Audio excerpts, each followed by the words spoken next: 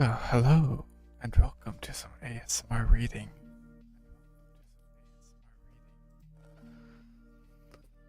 And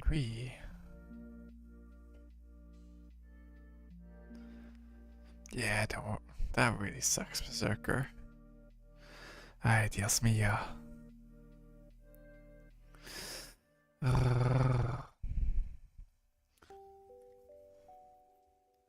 Will you ever get used to new meds, or will you not?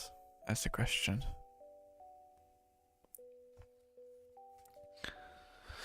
But yeah, we will be continuing with our chapters of Raymond E. Feist, Magician.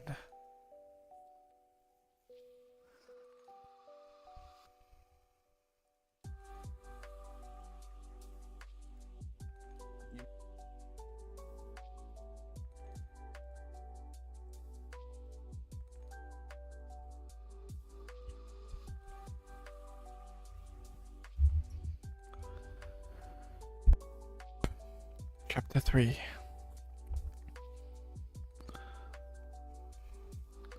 Pug sat sulking on a sleeping pallet.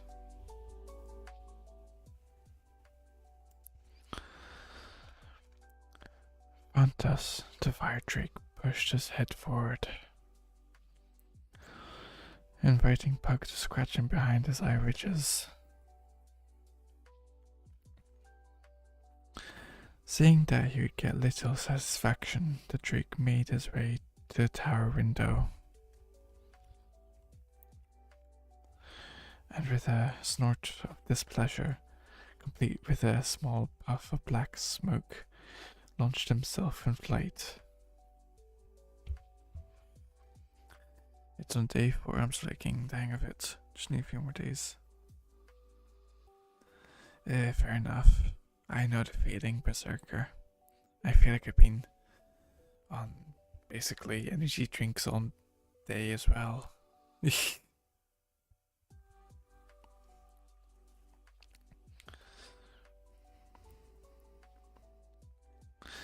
Pug didn't notice the creatures leaving, so engrossed was he in his own world's troubles. Since he had taken on the position of Koken's apprentice 14 months ago, everything he had done seemed to go wrong. He lay back on the pallet, covering his eyes with a forearm. He could smell the salty sea breeze that blew in through his window and feel the sun's warmth across his legs. Everything in his life had taken a turn for the better since his apprenticeship, except the single most important thing, studies. Why, hey there, Gummy on YouTube. Yeah, as saying, I also have a person, I'm also streaming on YouTube at exactly the same time. Hey Chase, thank you for follow. You're now security care and got box hiding. I am doing some ASMR reading of the book. The book's front cover is right there, and we're on chapter 3.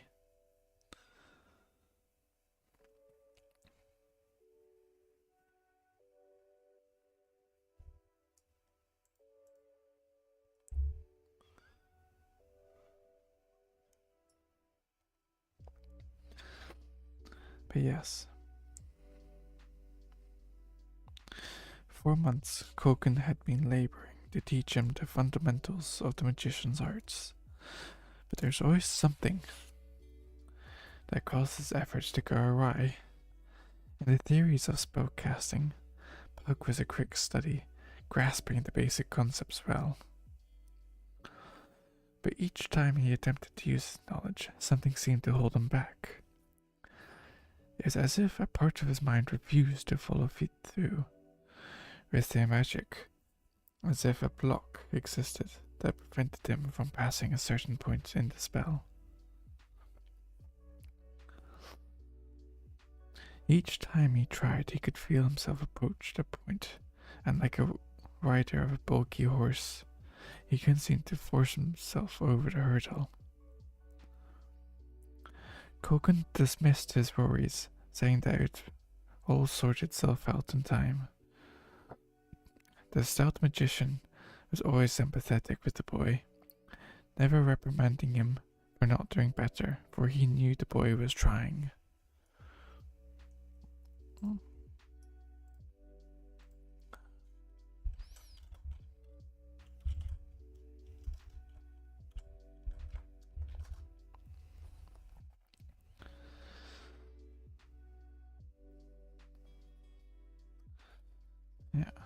Pug was brought out of his reverie by someone's opening the door.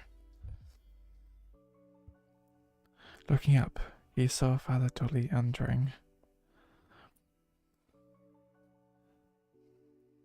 A large book under his arm, the clerk's white robe rustled as he closed the door.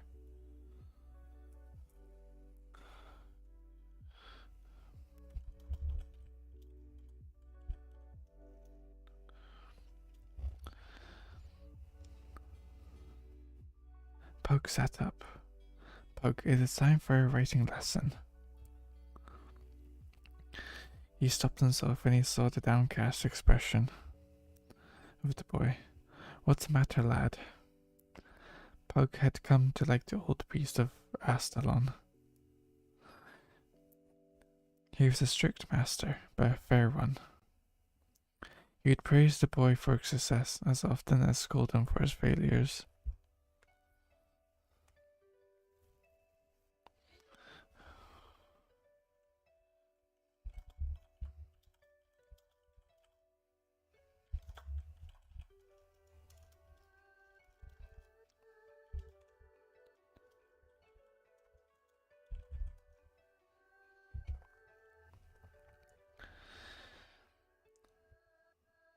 He had a quick mind and a sense of humor, and was open to questions, no matter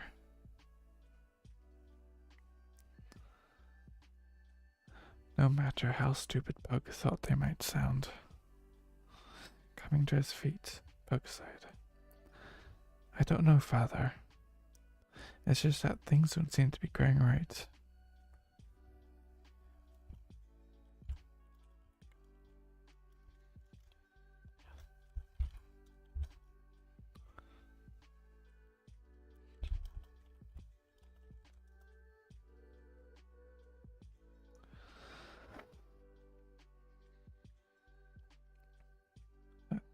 Everything I try, I manage to make a mess of. Pug, it can't be all black, the priest said, placing a hand on Pug's shoulder. Why don't you tell me what is troubling you? And we can practice writing some of the time. He moved to a stool by the window and adjusted his robes around him as he sat. As he placed the large book at his feet, he studied the boy.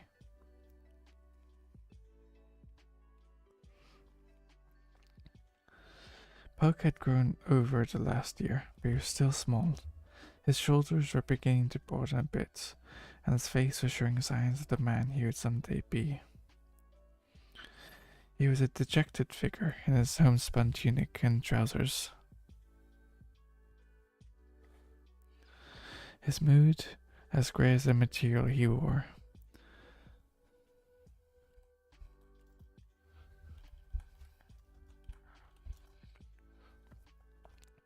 His room, which was usually neat and orderly, was a mess of scrolls and books, reflecting the disorder in his mind. Pug sat quietly for a moment, but when the priest said nothing, started to speak. Do you remember my telling you that Colgan was trying to teach me the 3 basic cantrips to calm the mind?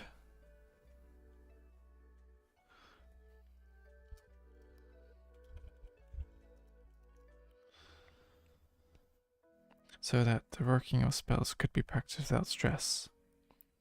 Well, the truth is, I mastered those months ago. I can bring my mind to a state of calm in moments now, with little effort, but that is as far as it goes. After that, everything seems to fall apart.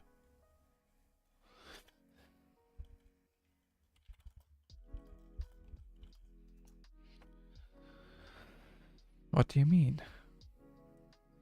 The next thing to learn is to discipline the mind to do things that are not natural for it. Such as think on one thing to the exclusion of everything else, or not to think of something, which is quite hard once you've been told what it is. I can do those things most of the time, but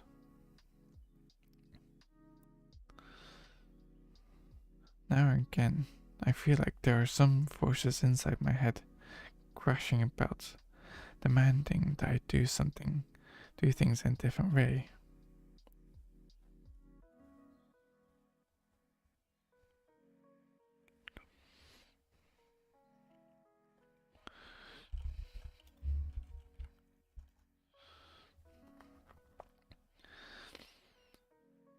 Where was I? It's like there's something else happening in my head than what Koken told me to expect.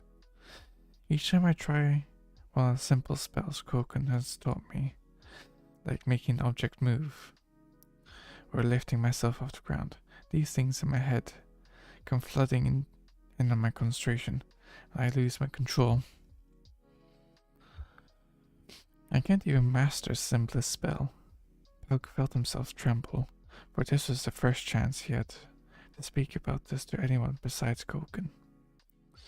Koken simply says to keep it at it and not worry. Nearing tears, he continued. I have talent, Koken said he knew it from the first time we met, when I used the crystal. You've told me I've had talent, but I just can't make the spells work the way they're supposed to. I get so confused by it all. Pug, said the priest.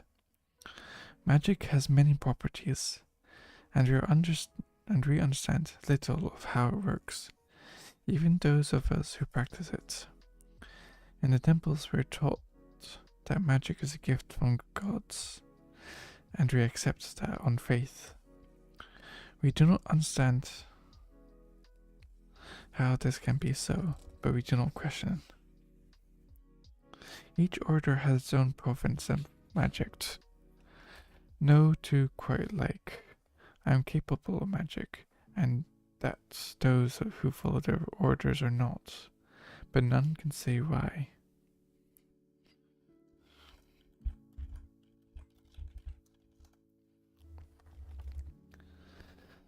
Magicians deal in a different sort of magic, and their practices are very different from our practices in the temples. Much of what they do, we cannot. It is they who study the art of magic, seeking its nature and workings, but even they cannot explain how magic works.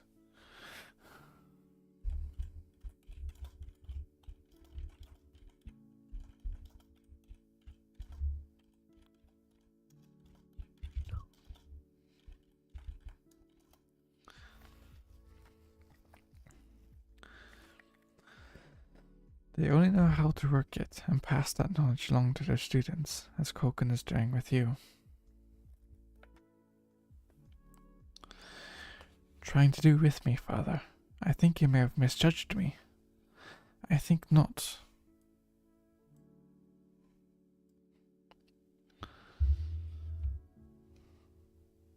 Pug, I have some knowledge of these things, and since you have become Koken's pupil, I felt the power growing in you. Perhaps you will come to it late, as others have, but I'm sure you will find the proper path. Pug was not comforted. He didn't question the priest's wisdom or his opinion, but he did feel he could be mistaken.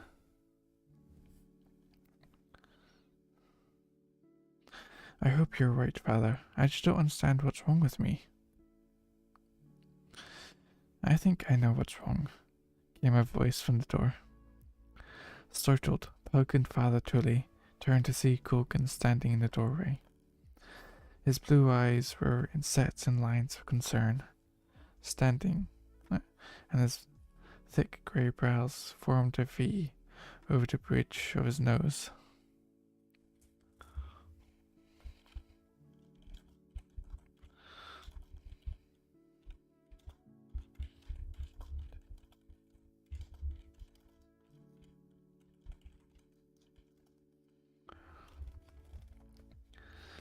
Neither Pug nor Tully had heard the door open. Koken hiked his long green robe and stepped into the room, leaving the door open. Come here, Pug, said the magician with a small wave of his hand. Pug went over to the magician, who placed both hands on his shoulders. Boys who sit in their rooms day after day, worrying about why things don't work, make things not work. I'm giving you today for yourself, as it is 6th day. There should be plenty of other boys to help you in whatever sort of trouble boys can find. He smiled, and his pupil is filled with relief. You need to rest from study. Now go. So saying, he fetched a playful cuff to the boy's head, sending him running down the stairs. Crossing over to the pallet, Kogan lowered his heavy frame to it and looked at the priests. Boys, said Kogan, shaking his head, you hold a festival, give them badge of craft, and suddenly they expect to be men. But they're still boys, no matter how hard they try. They still elect boys, not men. He took out his pipe and began filling it. No, actually.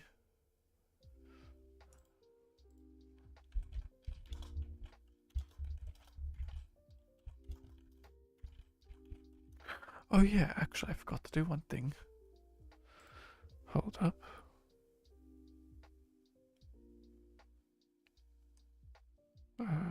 There it is.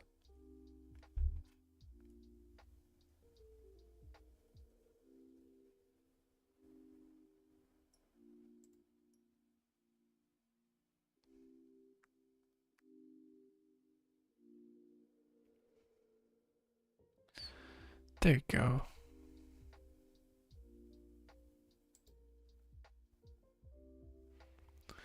The kitties.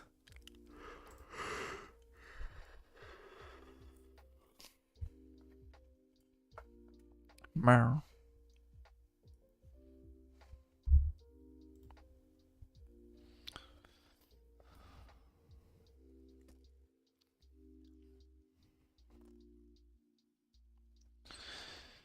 Magicians are considered young and experienced at 30, but in all other crafts, 30 would mark a man a journeyman or master, most likely readying his own son for the choosing. He put a taper to the coals still smouldering in Pug's fire pot and lit his pipe. Tully nodded. I understand, Koken. The priesthood also is an old man's calling. At Pug's age, I still had 13 years of being an acolyte before me. The old priest leaned forward. Koken, what of the boy's problem?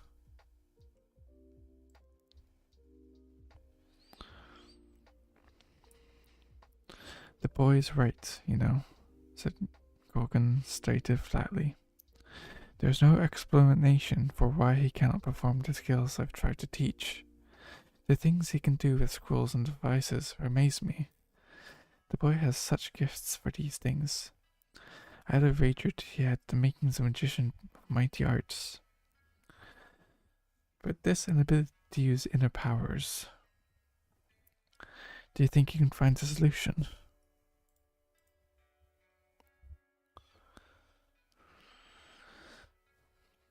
Hey Sarah, how you doing? I hope so. I'd hate to have to release him from apprenticeship. It'd go harder on him than had I never chosen him. His face showed his genuine concern. It is confusing, Jolly. I think you'll agree he has the potential for great talent. As soon as I saw him use the crystal in my hut that night, I knew for the first time in years I might have at last found my apprentice. Yeah, I'm not too bad. Hold on, very cold though, so Very cold though, so I'll be right back. And getting something to get put on.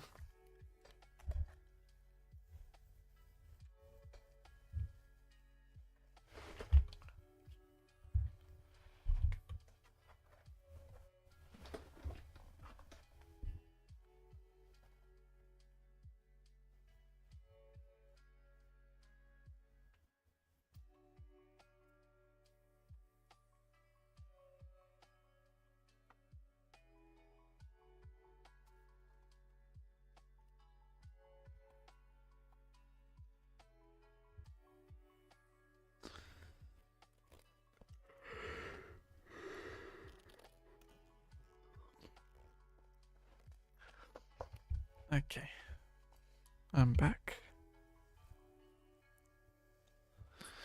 And I've got my kitty hoodie on.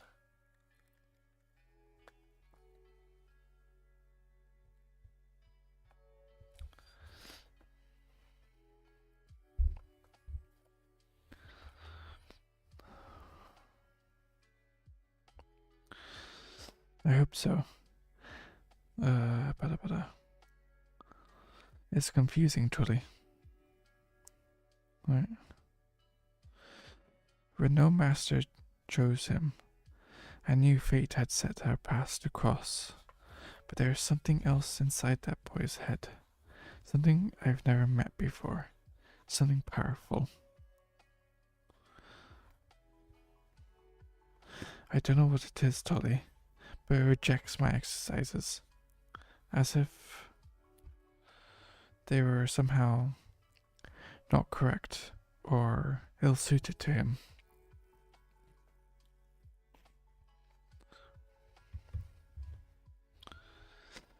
I don't know if I can explain what I've encountered with Pug any better. There's no simple explanation for it. Have you thought about what the boy said? Asked the priest, a look of thoughtful concern on his face. You mean about my having been mistaken? Tully nodded. Kogan dismissed the question with a wave of his hand. Tully, you know as much about the nature of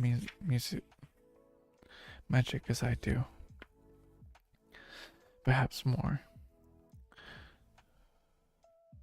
Hey Tougher, how you doing? Thank you for Lucky Turkey. Your god is not called the god who brought order for nothing. Your sect unraveled much what orders this universe.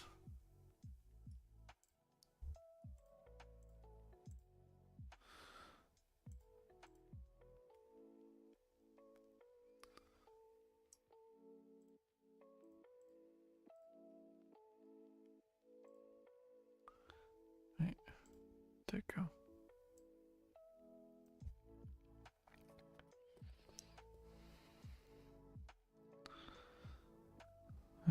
Where's it?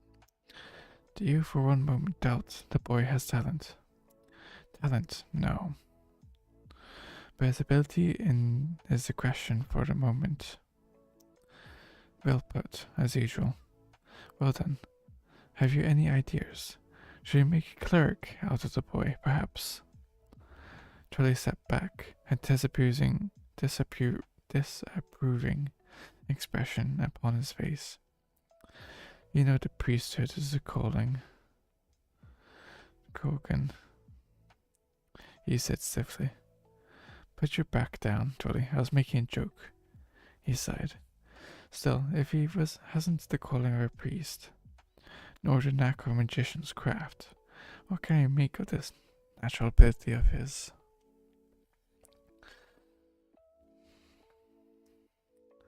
Charlie pondered the question in silence for a moment, then said, Have you thought of the lost arts?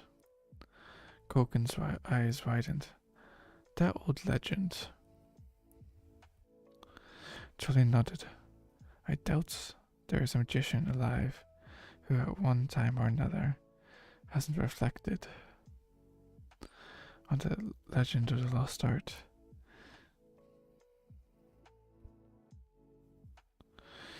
If it had existed, it would explain away many of the shortcomings of our craft.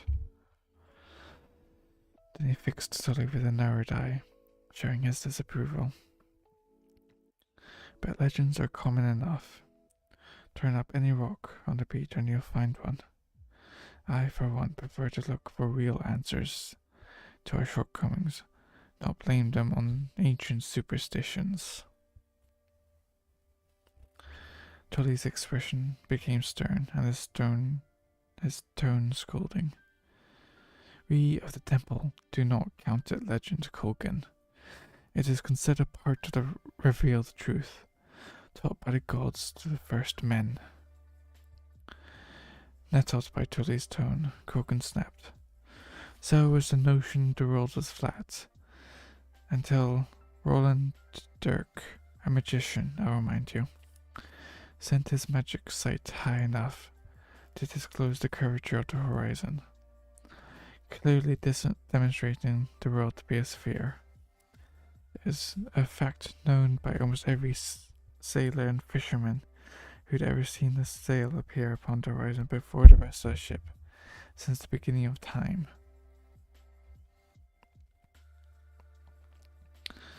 His voice rose to a near shout.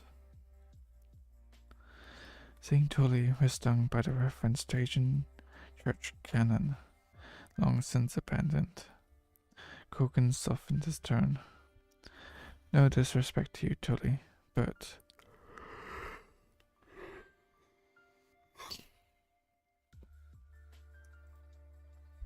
oh.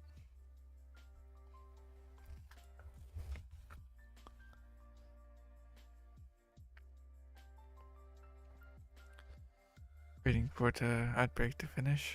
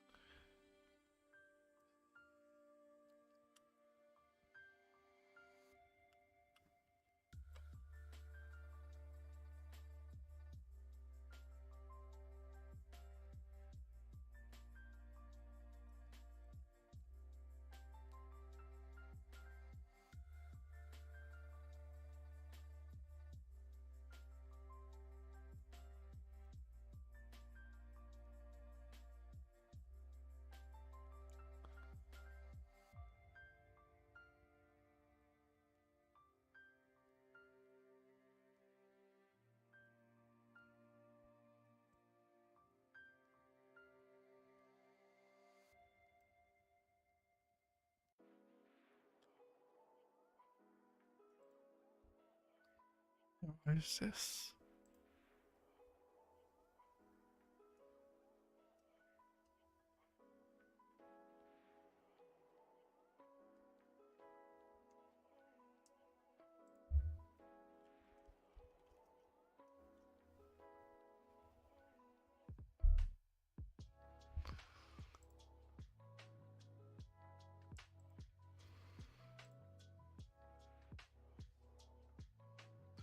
Apologize, got a bit distracted there.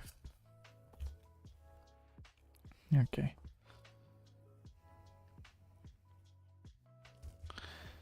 I know you ordered Chop's logic with the best of them, and that half your brother clerics fall into laughing fits when they hear those deadly serious young acolytes.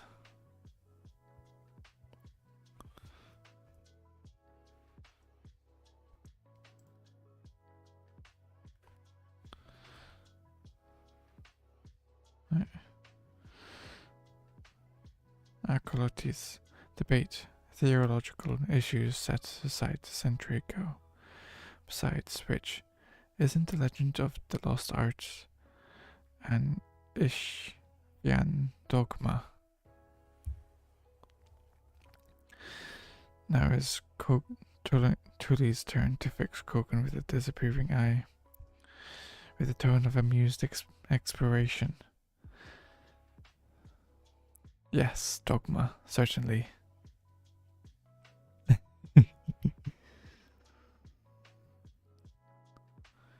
Your education in religion is still lacking, Kogan. Despite a somewhat unforgiving insight into the inner workings of my order.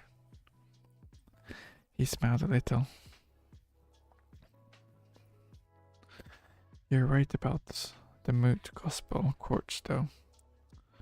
Most of us find them so amusing because we remember how painfully grim we were about them when we were acolytes. Then turning serious, he said, "But I am serious when I say your education is lacking. The Ishrians have some strange beliefs, it's true. And they are an insular group, but they're also the oldest order known and are recognized as the senior church in questions, perpetrating to interdimensional differences."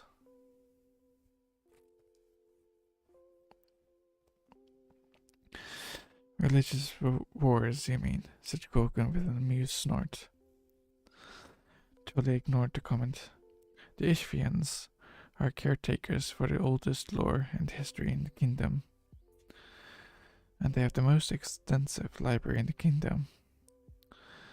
I've visited the library at their temple in Krondor, and it is most impressive."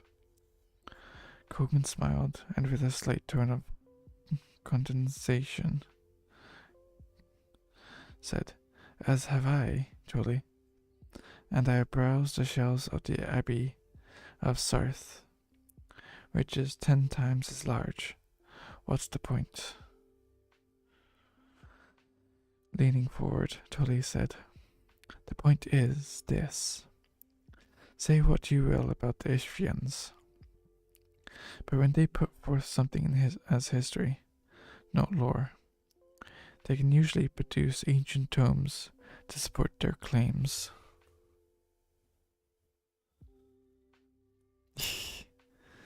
Why, hello there, Kay.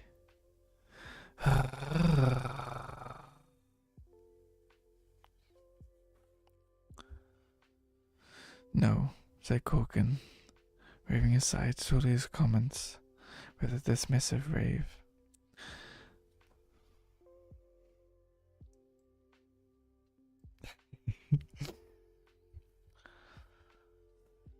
"I do not make light of your beliefs or any other man's, but I cannot accept this nonsense about lost arts. I might be willing to believe Pug could be somehow more attuned to some aspect of magic I'm ignorant of, perhaps something involving spirit conjuration or illusion. Areas I will happily admit I know little about, but I cannot accept that he will never learn to master his craft because the long vanished god of magic died during the Chaos Wars.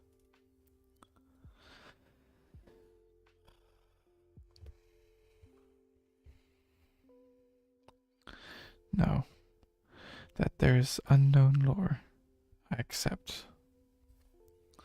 There are too many shortcomings in our craft even to begin to think our understanding of magic is remotely complete." "Hey Leo, how you doing?" "Doing good." "Hey, thank you, thank you, thank you." "Oh wait, the dragon." Ba-da-ba-da-ba-da.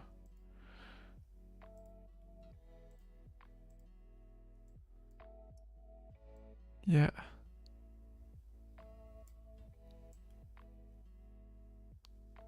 Yes, no, I was just getting C on up, don't worry.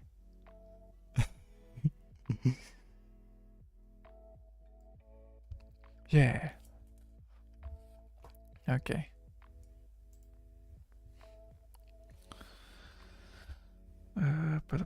Where was I? But if Pug can't learn magic, it's only because I failed as a teacher. Tully now glared at Colgan, suddenly where the magician was not pondering Pug's possible shortcomings, but his own. Now you are being foolish. You are a gifted man, and were I to have been the one to discover Pug's talent, I could not imagine a better teacher to place him with than yourself. But there can be no failing if you do not know what he needs to be taught. Colgan began to sputter an objection, but Tully cut him off. No, let me continue. What we lack is understanding.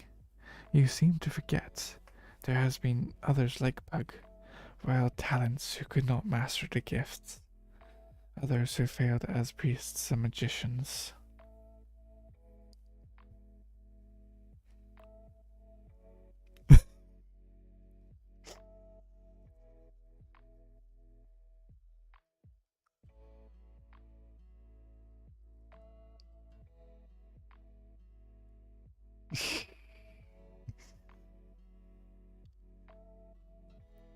Yeah, exactly.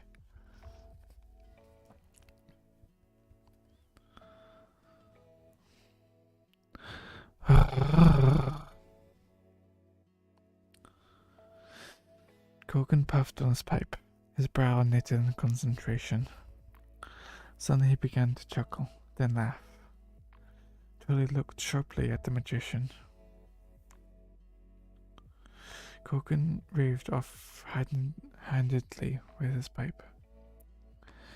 I was just struck by the thought that should a swineherd fail to teach his son the family calling, he could blame it on the demise of the gods of pigs.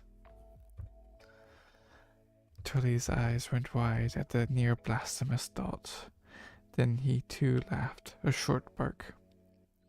That's one for the moot gospel courts. Both men laughed a long, tension-releasing laugh at that. Tully sighed and stood up.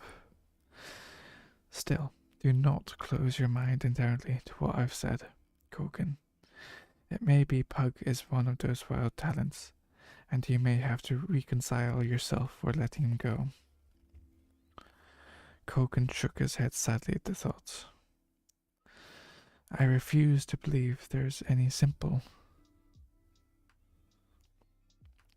explanation for those other failures, Tully, or for Pug's difficulties as well. The fault was in each man or woman, not in the nature of the universe. I've often felt where we fail with Pug is an understanding on how to reach him. Perhaps I would be well advised to seek another master for him. Place him with another one better, able to harness his abilities. Tully sighed. I have spoken my mind on this question, Colgan. Other than what I've said, I cannot advise you. Still, as they say, a poor master is better than no master at all. How would the boy have fared if no one had chosen to teach him? Colgan bolted upright from his seat. What did he say?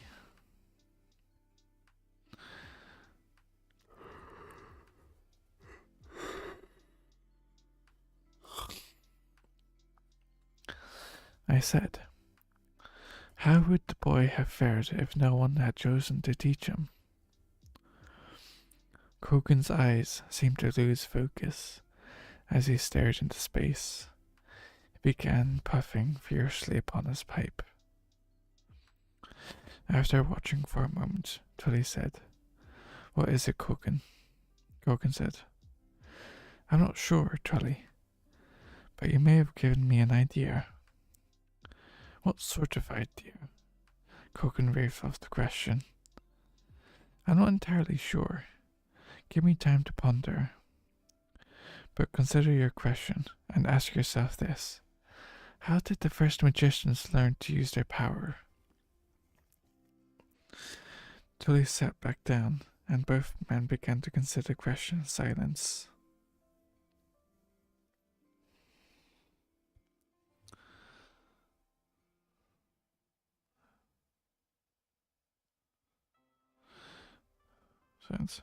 Through the window, they could hear the sound of boys at play filling the courtyard of the keep.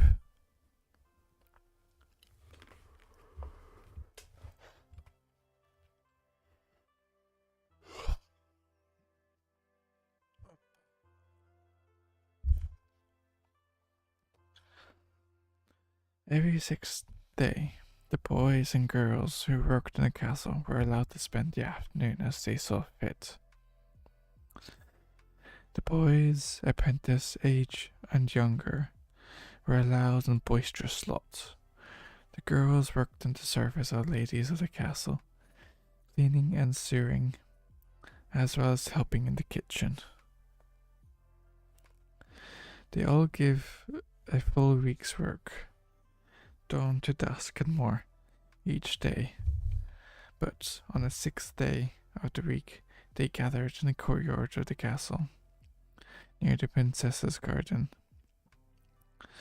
Most of the boys played a rough game of tag, involving the capture of a ball of leather, stuffed hard with rags, by one side, amid shoves and shouts, kicks, and occasional fistfights. All wore their oldest clothes, for rips, bloodstains, and mud stains were commons. The girls would sit among the low wall by the princess's garden, occupying themselves with gossip about the ladies of the duke's court.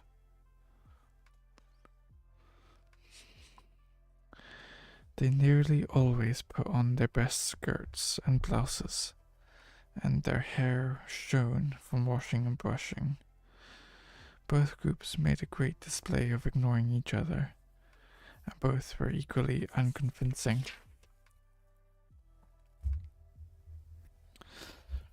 Puck ran to where the game was in progress. As was usual, Thomas was in the thick of the fray, sandy hair flying like a banner, shouting and laughing above the noise. Amid elbows and kicks, he sounded savagely joyous, as if the incidental pain made the contest all the more worthwhile. He ran through the pack. Yes, they are. They're very shy indeed.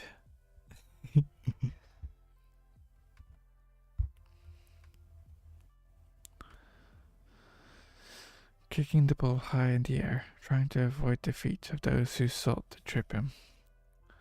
No one was quite sure how the game had come into existence, or exactly what the rules were, but the boys played with battlefield intensity, as their fathers had years before. Pug ran onto the field and placed a foot before Rolf, just as he was about to hit Thomas from behind. Rolf went down and tangled with bodies, and Thomas broke free. He ran towards the goal, and dropping the ball in front of himself, kicking it into a large overturned barrel, scoring for his side. While the other boys yelled in celebration, Rolf leaped to his feet and pushed aside another boy to place himself directly in front of Pug. Glaring out from under thick brows, he spat at Pug. Try again and I'll break your leg, Sand Squint. The Sand Squint was a bird of notoriously foul habits, not the least of which was leaving eggs in other birds' nests, so that its offspring were raised by other birds. Pug was not about to let any insult to Rolfs pass unchallenged. With the frustrations of the last few months only a little below the surface, Pug was feeling particularly thin-skinned this day.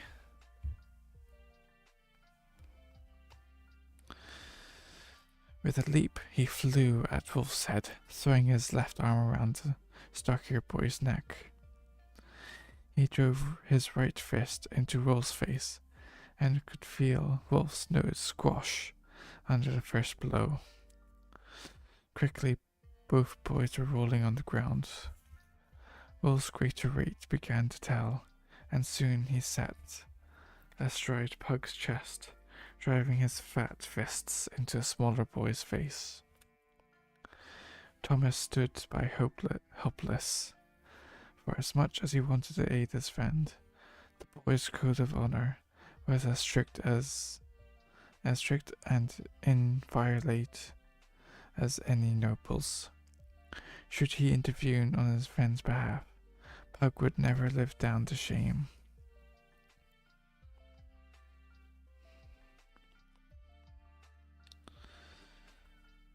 Where was it? Thomas jumped up and down, urging Pug on, grimacing each time Pug was struck, as if he felt the blows himself. Pug tried to squirm out from under the larger boy, causing many of his blows to slip by, striking dirt instead of Pug's face. Enough of them were hitting the mark, however, so that Pug soon began to feel a queer detachment from the whole procedure. He thought it was strange that everyone sounded so far away, and that Wolf's blow seemed not to hurt. His vision beginning to fill with red and yellow colors when he felt the weight lifted from his chest. After a brief moment, things came to focus, and Pug saw Prince Arutha standing over him, his hand firmly grasping Wolf's collar. While not as powerful a figure as his brother or father, the prince was still able to hold Wolf high enough so that the stable boy's toes barely touched the ground. The prince smiled, but without humor.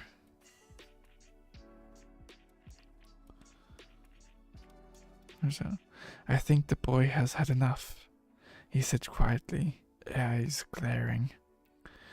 Don't you agree? His cold tone made it clear he wasn't asking for an opinion. Blood still ran down Wolf's face from Pug's initial blow as he choked out the sound Prince took to mean agreements. Arutha let go of Wolf's collar, and the stable boy fell backward to laughter of the onlookers. The prince reached down and helped Pug to his feet.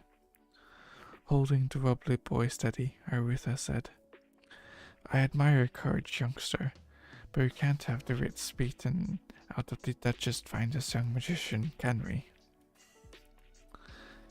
His tone was only slightly mocking, and Pug was too numb to do more than stand and stare at the younger son of the Duke. The prince gave him a slight smile and handed him over to Thomas, who had come up next to Pug, a red cloth in hand. Hey Typo, how you doing? Thank you for coming by.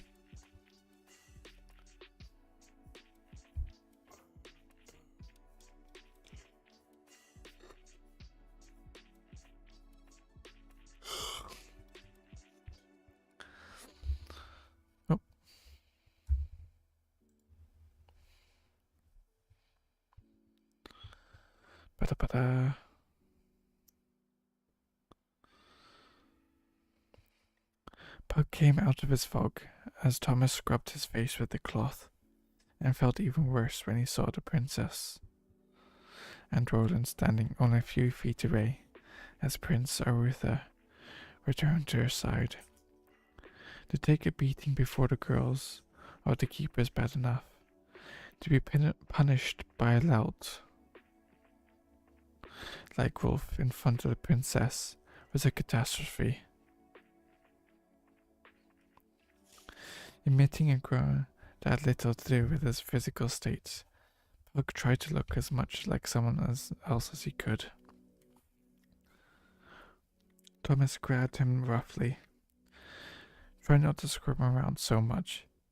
You're not all that bad off. Most of this blood is Wolf's anyway. By tomorrow his nose will look like an angry red cabbage. So my head. Nothing so bad.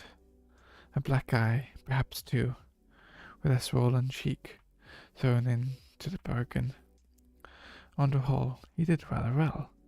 But next time you want to tank with Wolf, wait until you put on a little more size, will you? Pug watched as the prince led his sister away from the site of battle. Roland gave him a wide grin, and Pug wished himself dead. Pug and Thomas walked out of the kitchen. Dinner plates in hand, it was a warm night, and they preferred the cooling ocean breeze to the heat of the scullery. They sat on the porch, and Pug moved his jaw from side to side, feeling it pop in and out. He experimented with a bite of lamb, and put his plates to one side. Thomas watched him. Can't eat. Pug nodded. Jaw hurts too much. He leaned forward, resting his elbows on his knees and chin on his fists. I should have kept my temper. Then I would have done better. Thomas spoke from around a mouthful of food. Master Fannin says a soldier must keep a cool head at all times or he'll lose it. Pug sighed. Kogan said something like that. I have some drills I can do that make me relax. I should have used them.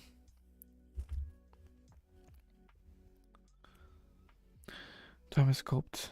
A heroic portion of his meal. Practicing in your room is one thing. Putting that sort of business into use while someone is insulting you to your face is quite another. I have done the same thing, I suppose. But you would have won, probably, which is why Wolf would never come at me. His manner showed he wasn't being boastful, merely stating things as they were. Still, he did all right. Old Cabbage Nose will think twice before picking on you again, I'm sure, and that's what the whole thing is about anyway. Pug said, What do you mean? Thomas put down his plate and belched. With a satisfied look at the sound of it, he said, With bullies it's always the same. Whether or not you can best them does not matter. What is important is whether or not you'll stand up to them. Wolf may be big, but he's a coward under all the bluster. He'll turn his attention to the younger boys now and push them around a bit.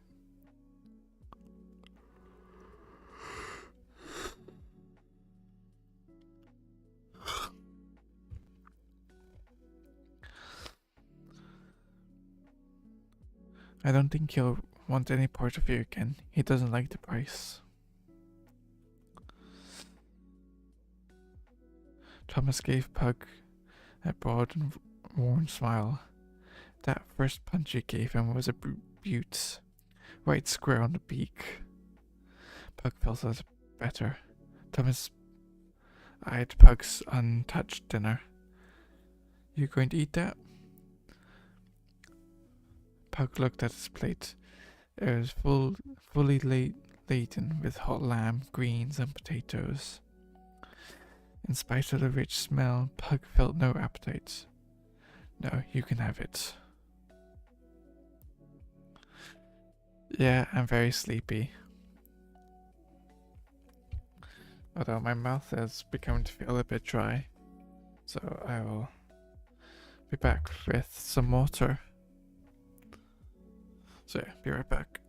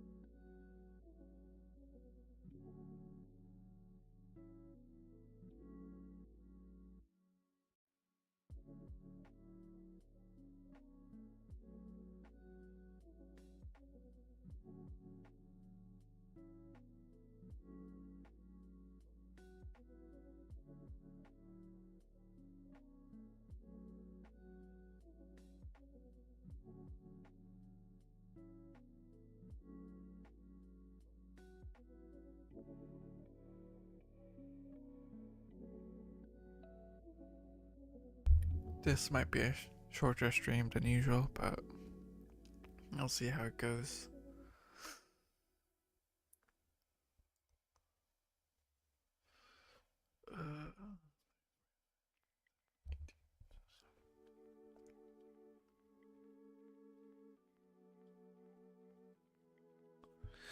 I might do 1 more hour.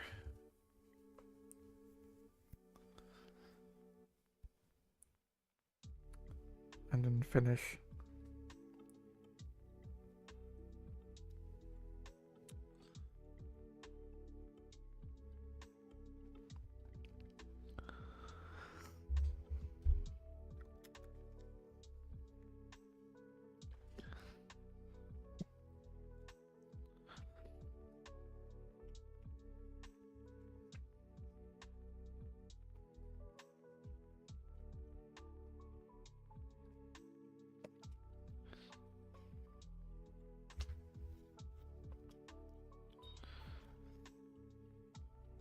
Alright.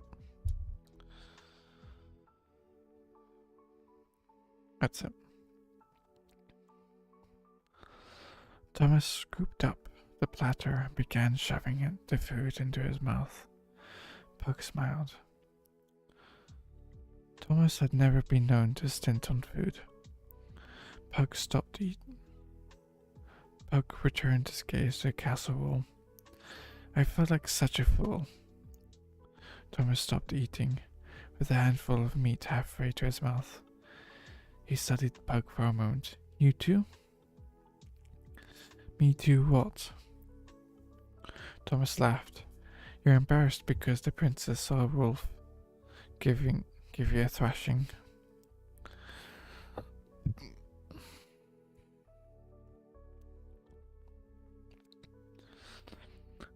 Pug bridled. It wasn't a thrashing. I gave as well as I got. Thomas whooped.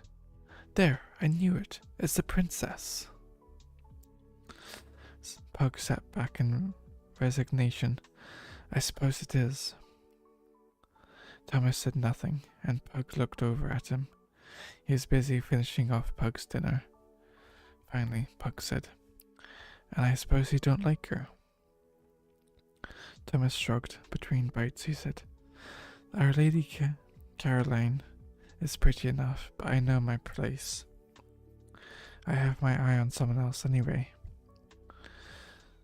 Pug sat up. Who? He asked. His curiosity piqued. I'm not saying, Thomas said with a sly smile. Pug laughed. It's Neela, right? Thomas's jaw dropped. How did you know? Pug tried to look mysterious. We magicians have our ways. Thomas snorted. Some magician. You're no more a magician than I am a knight captain of the king's army. Tell me, how did you know? Pug laughed. It's no mystery. Every time you see her, you puff up in that tabard of yours and preen like a bantam rooster. Thomas looked troubled. You don't think she's on to me, do you? Pug smiled like a well-fed cat. She's, she's not on to you, I'm sure. He paused. If she's blind, and all the other girls in the keep haven't pointed out to her 100 times already. A woe-begone look crossed Thomas's face. What must the girl think?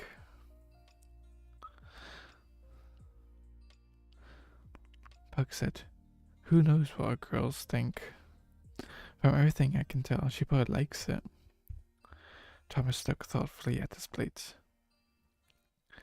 Do you ever think about taking a wife?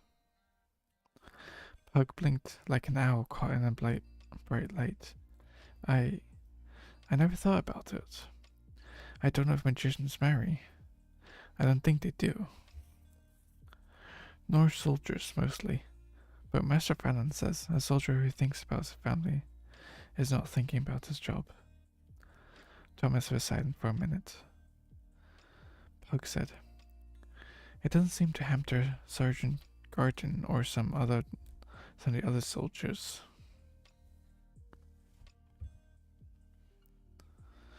Thomas snorted, as if those exemptions merely proved his point. I sometimes try to imagine what it would be like to have a family. You have a family, stupid. I'm the orphan here. I mean a wife, Rockhead. Thomas gave Pug his best. You're too stupid to live look. And children someday, not a mother and father. Pug shrugged. The conversation was turning to promises that disturbed him. He never thought about these things. Being less anxious to grow up than Thomas, he said, I expect we'll get married and have children, if that's what we're supposed to do. Thomas looked very seriously at Pug, so the younger boy didn't make light of the subject. I've imagined a small room somewhere in the castle, and I can't imagine who the girl would be. He chewed his food. There's something wrong with it, I think. Wrong. As if there's something else I'm not understanding. I don't know.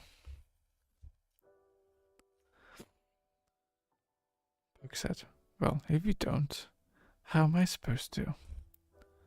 Thomas suddenly changed the topic of conversation. We're friends, aren't we? Pug was taken by surprise. Of course we're friends. You're like a brother to me. Your parents have treated me like their own son. Why would you ask me something like that? Thomas put down his plate, troubled. I don't know. It's that sometimes I think this will all somehow change. You're going to be a magician. Maybe travel over the world, seeing other magicians in faraway lands. I'm going to be a soldier, bound to follow my lord's orders. I'll probably never see more than a part of the kingdom, and that only as an escort in the Duke's personal guard if I'm lucky. Pug became alarmed. He had never seen Thomas so serious about anything. The older boy was always the first to laugh, and seemed never to have a worry. I don't care what you think, Thomas, said Pug. Nothing will change. We will be friends no matter what. Thomas smiled at that. I hope you're right. He sat back, and the two boys watched the stars over the sea and the lights from the town, framed like a picture by the castle gates.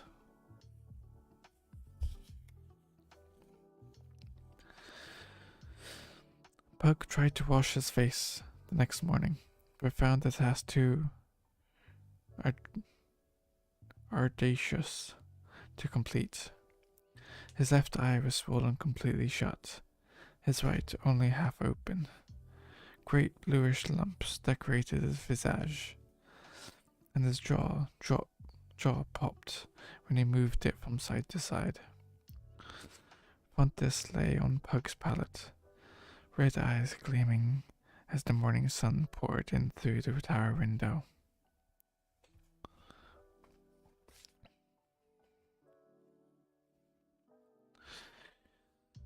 The door to the boys' room swung open, and Kogan stepped through, his stout frame covered in a green robe.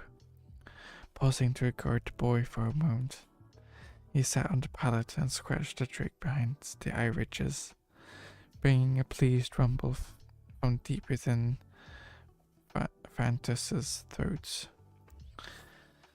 I see you then spent yesterday sitting about idly, he said. I had a bit of trouble, sir. Well, fighting is a province of boys as well as grown men, but I trust that the other boy looks at least as bad.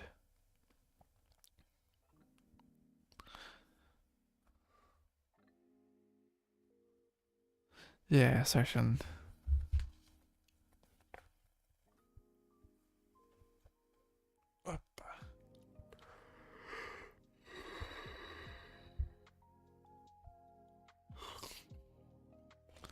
Certainly, Kay.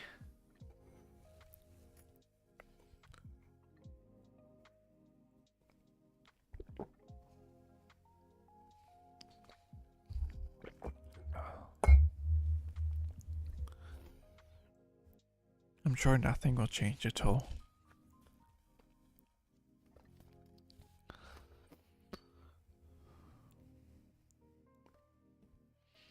It'd be a shame to have had none of the pleasure of giving as well as receiving.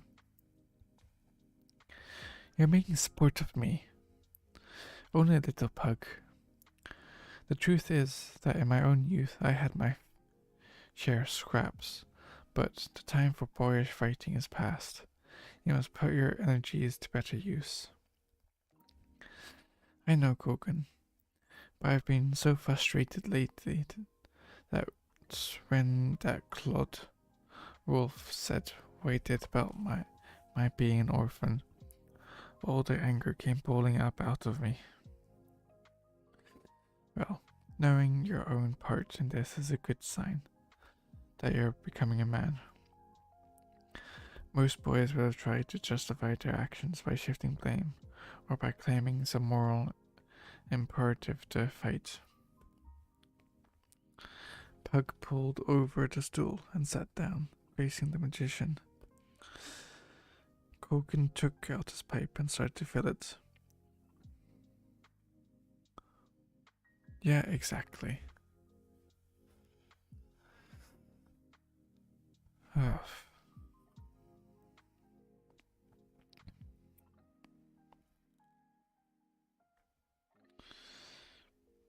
Pug, I think in your case, we may have been going about the matter of your education in the wrong way. Searching for a tapper to light into a small fire that burned in a night pot and finding none. Hogan's face clouded as he concentrated for a minute. That small flame erupted from the index finger of his right hand.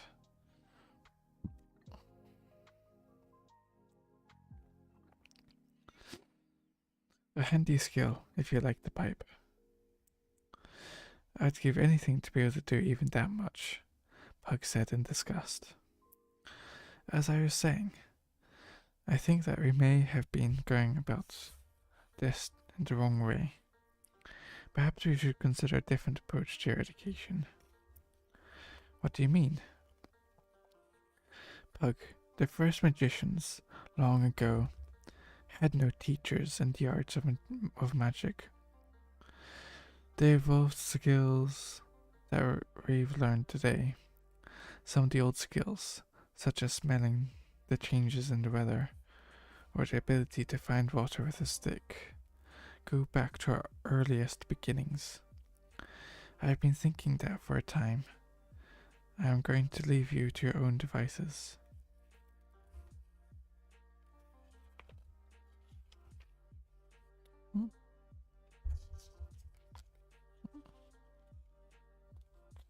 There it is.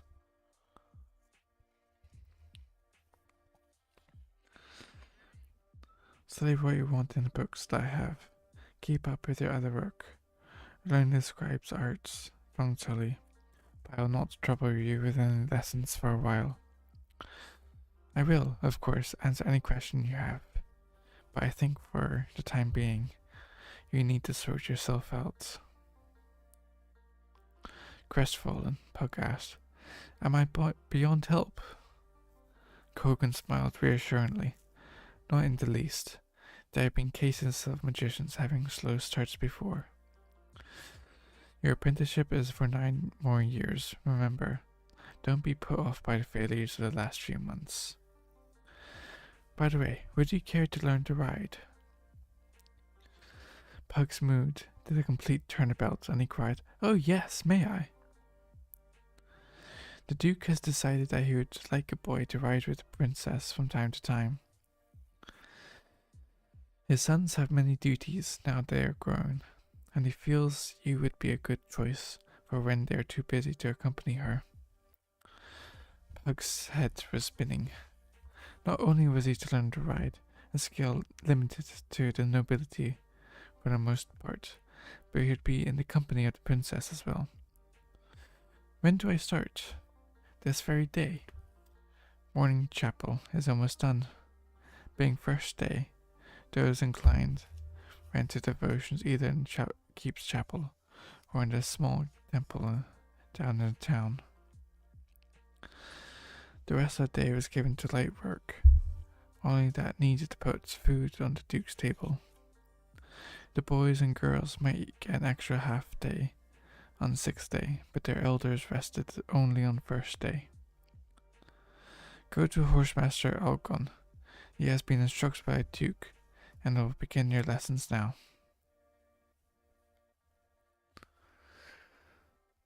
Ay, Dios mío.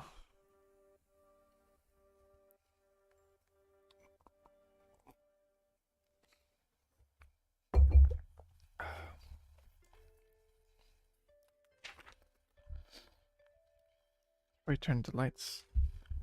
Eyes are becoming a little bit dizzy. Yeah.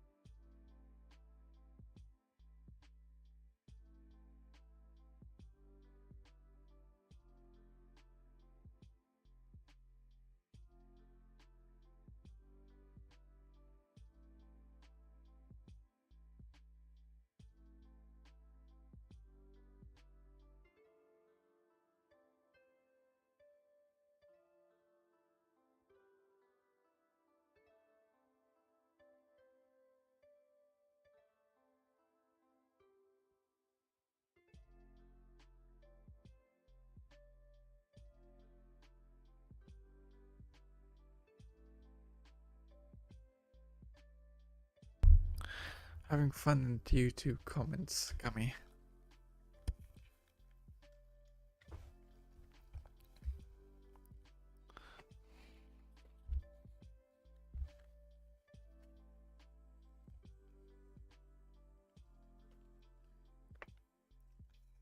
Yeah.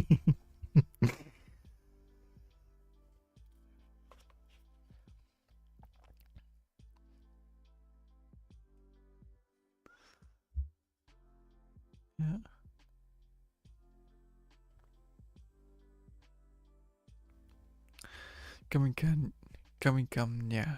Cast comfy blankets. Pat casts on themselves. It's really effective and falls asleep immediately.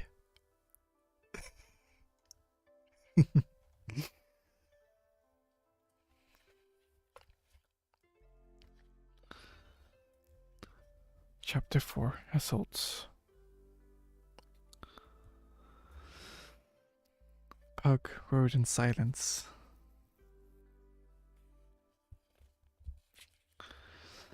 His horse ambled along the bluffs that overlooked the sea. The warm breeze carried the scent of flowers, and to the east, the trees of the forest swayed slowly. The summer sun caused a heat shimmer over the ocean. Oh. Above the waves, gulls could be seen hanging in the air. Oh. There you go.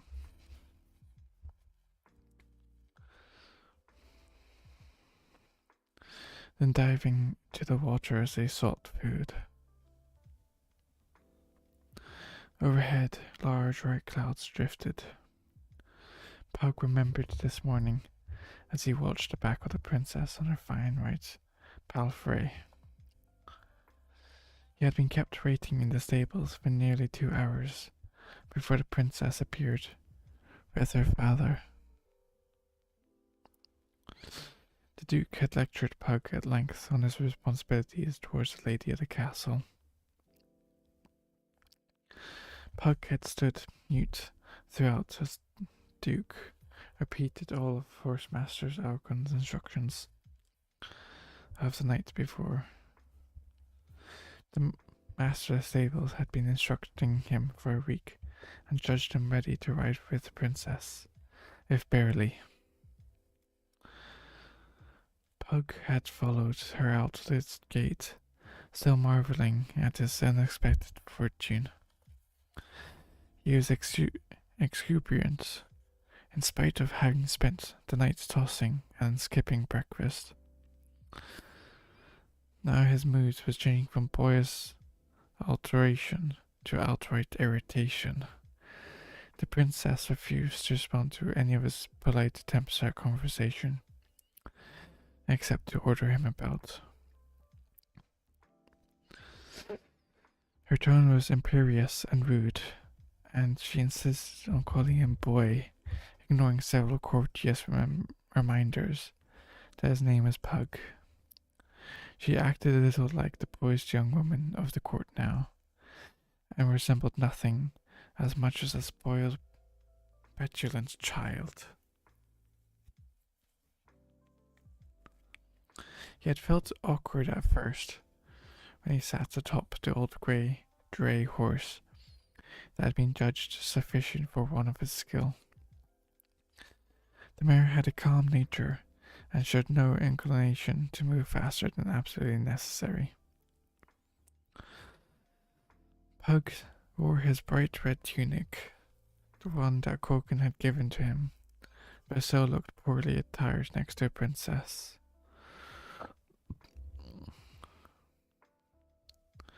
She was dressed in a simple but exquisite yellow riding dress trimmed in black and matching hat, even sitting side saddle. Caroline looked like one born to ride, while Pug felt as if he should be walking behind his mare with a plough between. Pug's horse had the irritating tendency to want to stop every few dozen feet to crop grass or nibble at shrubbery, ignoring Pug's frantic kicks to his side, while the princess's excellently trained horse responded instantly to the slightest touch of her crop. She rode along in silence, ignoring the grunts of exertion from the boy behind, who attempted by force of will as much as horsemanship to keep his recollections mount moving.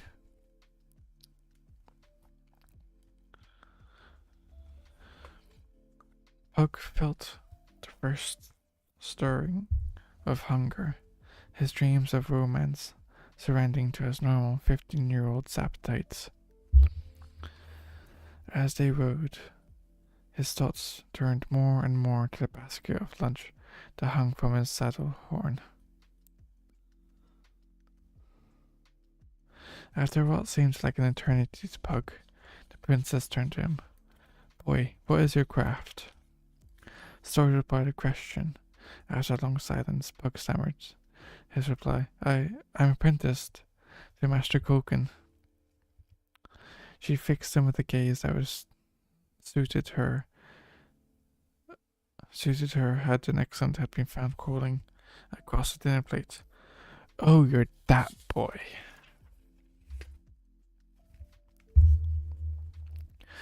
Whatever spark of interest there had been rent out, and she turned away from him. They rode in a while longer. Then the princess said, Boy, we stop here. Pug pulled up his mare, and before he could reach the princess's side, she was nimbly down, not waiting for his hand, as Master Okun had instructed him she would. She handed him the reins of her horse and walked to the edge of the cliffs. She stared out to sea for a minute, then without looking at Pug, said, Do you think I am beautiful?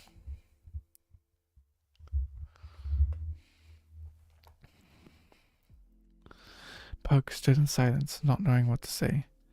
She turned and looked at him. Well? Pug said, Yes, your highness. Very beautiful? Yes, your highness, very beautiful. The princess seemed to consider this for a moment, then returned her attention to the feast step below. It is important for me to be beautiful, boy.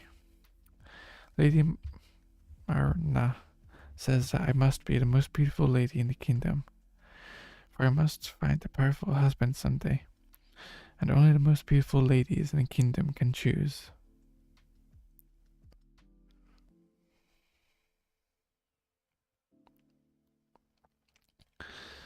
The homely ones must take whoever will ask for them.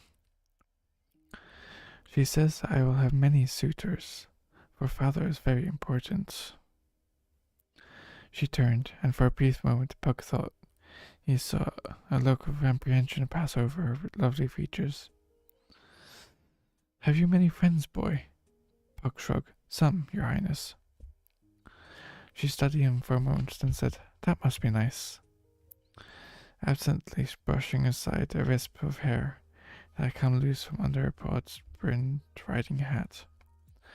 Something in her seemed so wounded and alone in that moment that Pug found his heart in his throat again.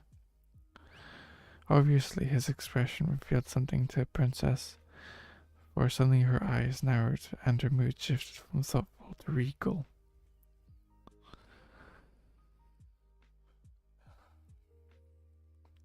In a most commanding voice, she announced, We will have lunch now. Pug quickly stalked the horses and unslung the basket. He placed it on the ground and opened it. Caroline stepped over and said, I will prepare the meal, boy.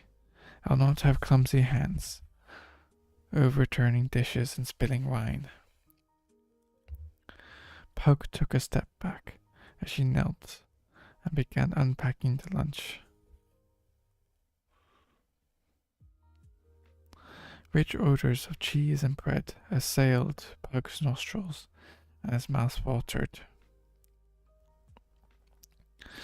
The princess looked at him, walked the horses over the hill to the stream, and watered them. You may eat as we ride back. I'll call you when I have eaten. Suppressing a groan, Puck took the horse's reins and started walking. He kicked at some loose stones, emotions conflicting within him as he led the horses along. Hey, Katie. Thank you for coming by. We're doing some ASMR reading at the moment. How you doing? You doing good?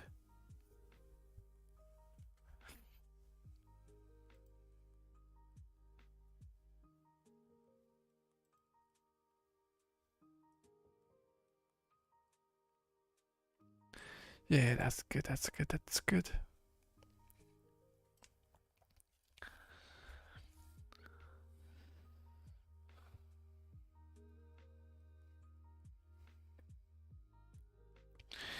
He knew he wasn't supposed to leave the girl, but he couldn't very well disobey her either.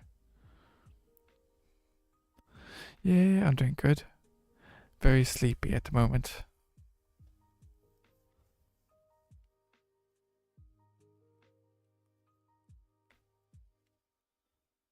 Yeah, certainly.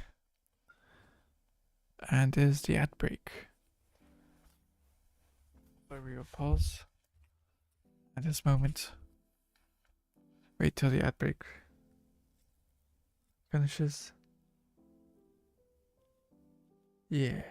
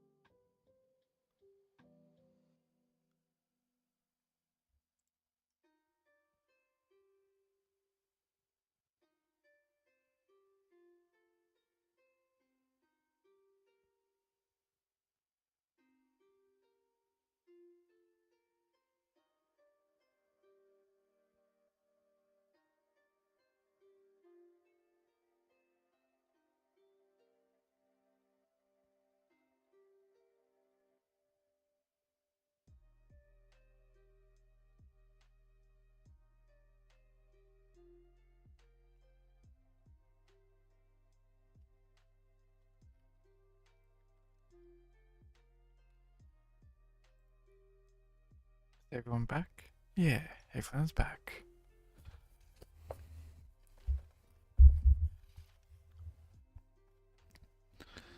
Where are we at?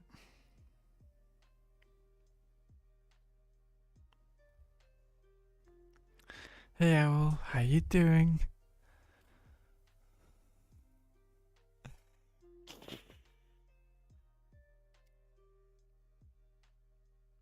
Yeah, no, we don't have sound alerts on this page.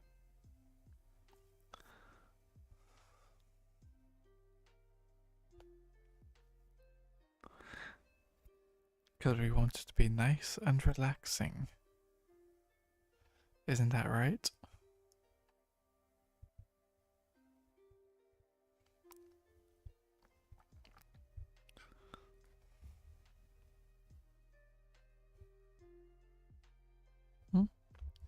What happened?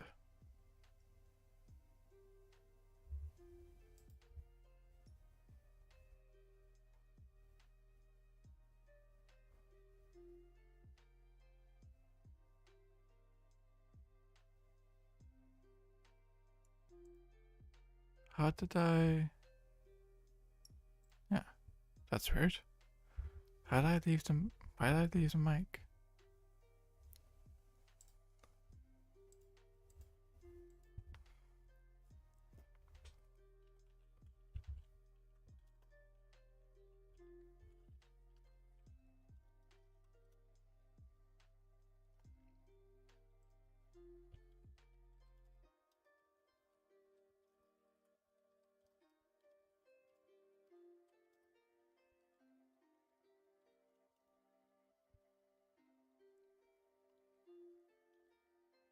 Where am I at? That's it. There's no one else in sight, and trouble was unlikely this far from the forest. Additionally, he was glad to be away from Caroline for a little while.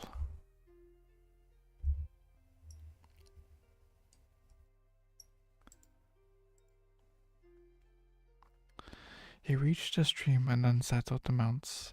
He brushed away the damp saddle and girth marks. Then he left their reins upon the ground. The palfrey was trained to ground tie, and the draft horse showed no indication to wander far.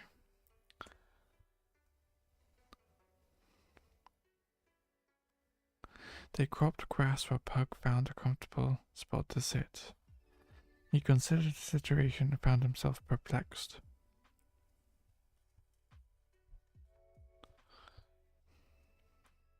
Caroline was still the loveliest girl he had ever seen, but her manner was quickly taking the sheen off his fascination.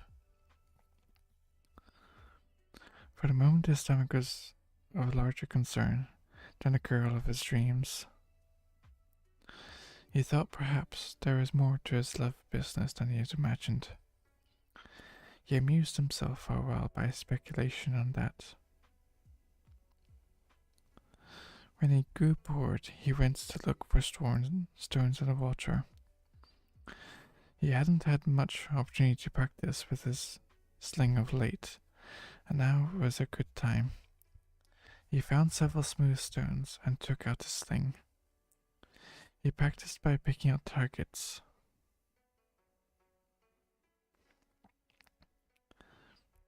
Among the small trees some distance off, startling the birds and residents there. He hit several clusters of bitter berries, missing only one target out of 6. Satisfied his aim was still as good as always, he tucked his sling in his belt. He found several more stones that looked especially promising and put them in his pouch. He judged the girl must be nearly through, and he started towards the horses to saddle them, so that when she called he'd be ready. As he reached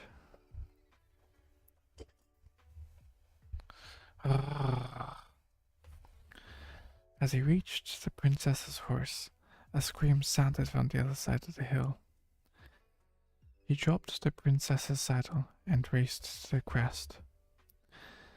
And when he cleared the ridge, stopped in shock. The hair on his neck and arms stood on end. The princess was running, and close in pursuit were a pair of trolls.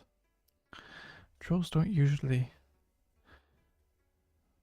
don't venture this far from the forest, and Pug was unprepared for the sight of them. They were human-like, but short and broad, with long, thick arms that hung nearly to the ground. They ran on all fours as often as not, looking like some comic parody of an ape. Their bodies covered by thick grey hide and their lips drawn back, revealing long fangs. The ugly creatures rarely troubled the group of humans, but they would attack a lone traveler from time to time.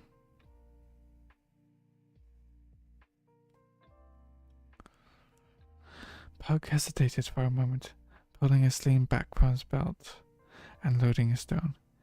Then he charged down the hill, whirling his sling above his head. The creatures had nearly overtaken the princess when he let fly with a stone.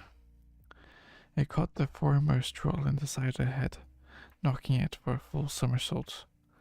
The second stumbled into it, and both went down in a tangle. Pug stopped as they regained their feet. Their attention diverted from Caroline to their attacker. They roared at Pug, then charged. Pug ran back up the hill. He knew that if he could reach the horses, he could outrun them, circle round for the girl, and be safely away. He looked over his shoulder and saw them coming. Huge canine teeth bared, long foreclaws tearing up the ground. Downward he could smell their rank, rotting meat odor.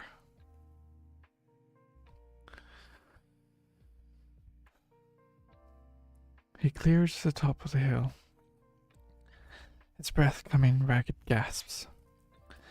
His heart skipped as he saw that the horses had wandered across the stream and were 20 yards further away than before. Plunging down the hill, he hoped the difference would not prove fatal. He could hear the trolls behind him as he entered the stream at full run. The water was shallow here, but still it slowed him down. Splashing through the stream, he caught his foot on a stone and fell.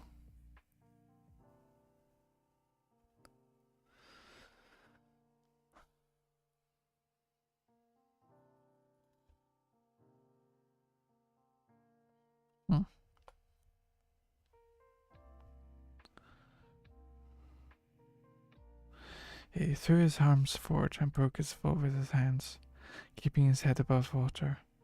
Shock ran up through his arms as he tried to regain his feet.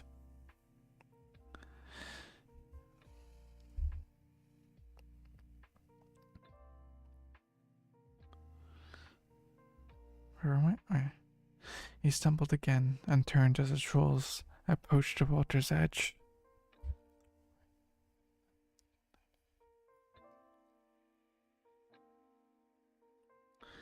The hill howled at the sight of their tormentors stumbling in the water and paused for a moment. Pug felt blind terror as he struggled with his numb fingers to put a stone in his sling. He fumbled and dropped the sling. A stream carried it away. Pug felt a scream building in his throat.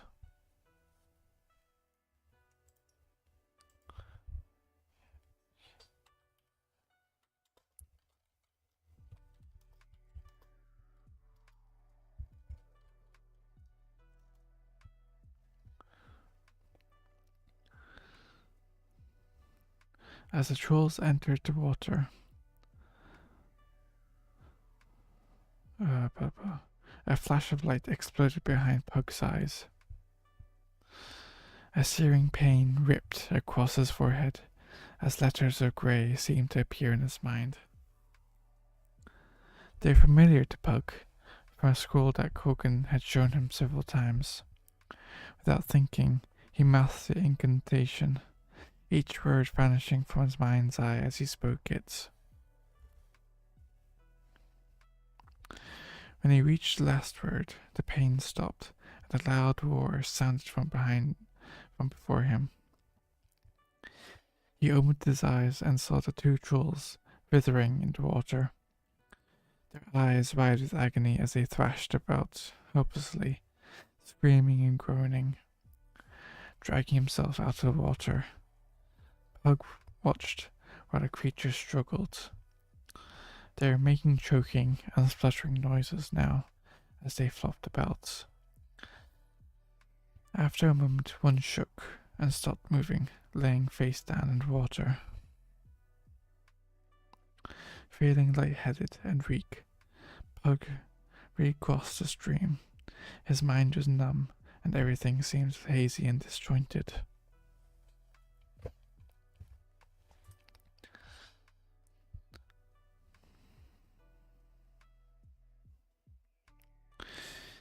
He stopped after he had taken a few steps, remembering the horses. He looked about and could see nothing of the animals. They must have run off when they caught wind of the trolls and would be on their way to safe pasture. Pug resumed his walk to where the princess had been. He stopped. He topped the hill log and looked around.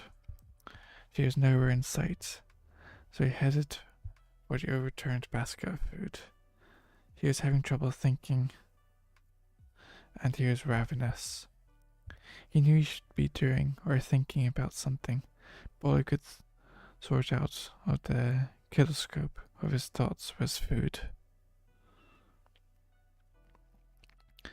Dropping to his knees, he picked up a wedge of cheese and stuffed in his mouth. A half-spilled bottle of wine lay nearby, and he washed the cheese down with it. The rich cheese and piquant white wine revived him, and he felt his mind clearing. He ripped a large piece of bread from a loaf and chewed on it while trying to put his thoughts in order. As Pug recalled events, one thing stood out. Somehow he managed to cast a magic spell. What's more, he had done so without the aid of a book, scroll, or device. Yeah, exactly. Bread. I feel like having bread, actually.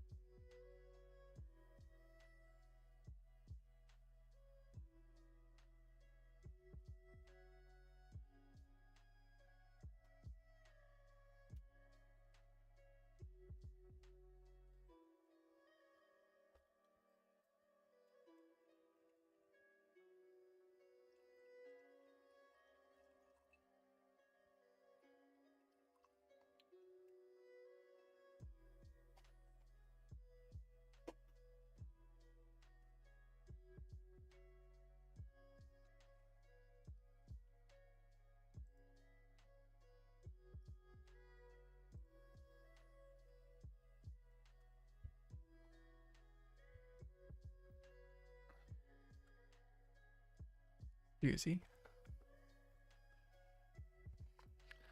Yeah, got some bread and I've got some wine. Who'd have thought it?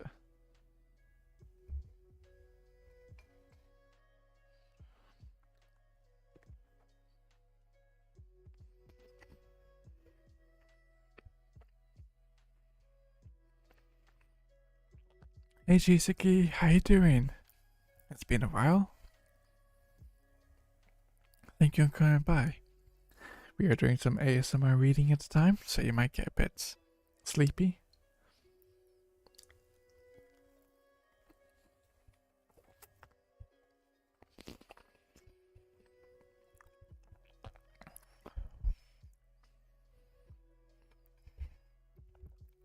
No, I mainly call you when you're sleeping.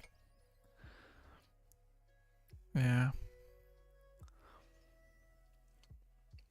Yeah, there is.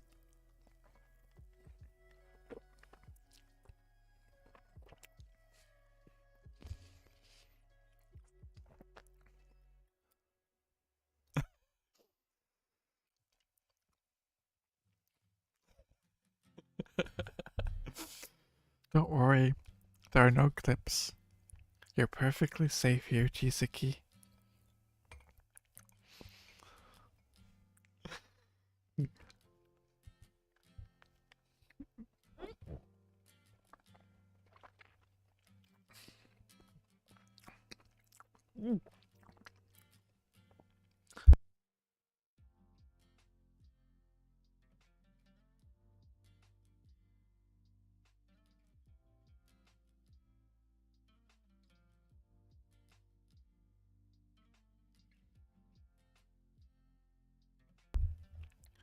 But how are you doing, Jessica? You doing okay?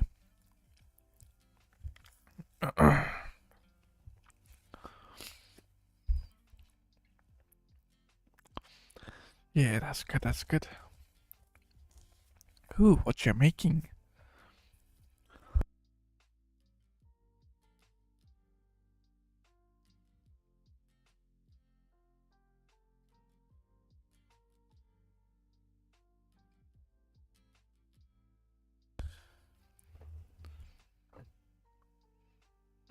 Ooh, very nice. What are they filled with?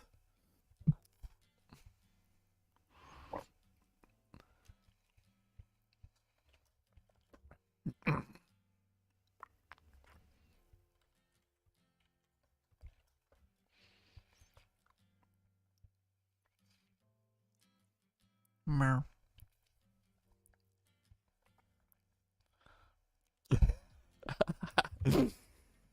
Fair enough, fair enough. Okay.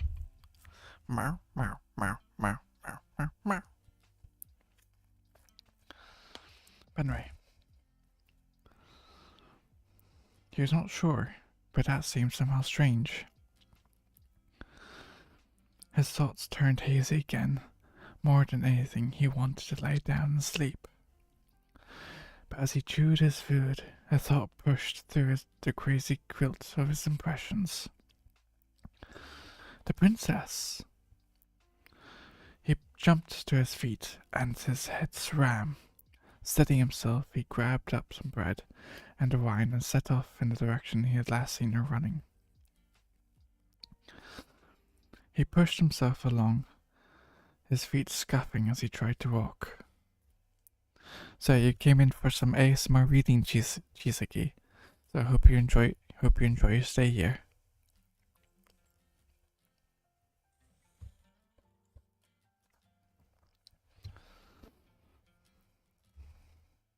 After a few minutes, he found his thinking improving and exhaustion lifting. He started to call out the princess's name. Then he heard muted sobbing coming from a clump of bushes. Pushing his way through, he found Caroline huddled behind the shrubs, her balled fists pulled up into her stomach. Her eyes were wide with terror, and her gown was soiled and torn.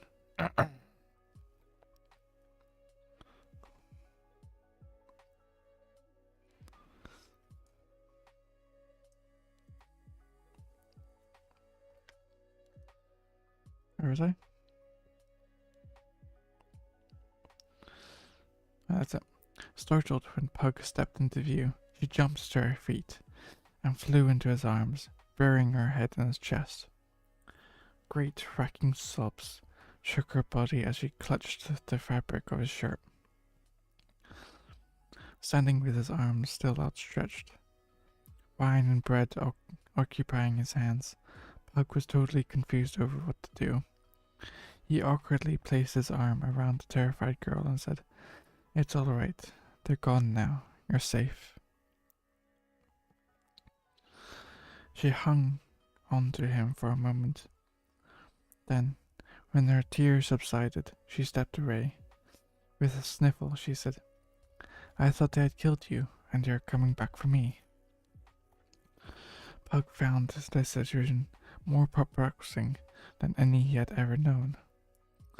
Just when he had come through the most harrowing experience of his young life, he was faced with one that had sent his mind reeling with a different sort of confusion. Without thinking, he held the princess in his arms, and now he was suddenly aware of the contact and her soft, warm appeal. A protective, masculine feeling welled up inside him, and he started to step toward her. As if sensing his mood change, Caroline retreated. For all her courtly ways and education, she was still a girl of 15 and disturbed by the rush of emotions he had experienced when he had held her. "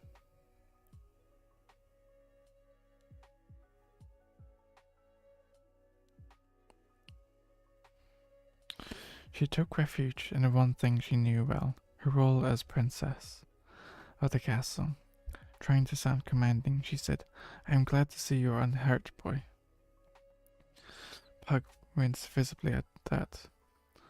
She struggled to regain her aristocratic bearing, but her red nose and tear-stained face undermined her attempt. Find my horse, and we shall return to the keep. Pug felt as if his nerves were raw. Keeping tight control over his voice, he said, I'm sorry, your highness, but the horses have run off. I'm afraid we'll have to walk. Caroline felt abused and mistreated. Hey, chill girl, how you doing? You doing good? Thank you for coming by to this ASMR reading. Booyah.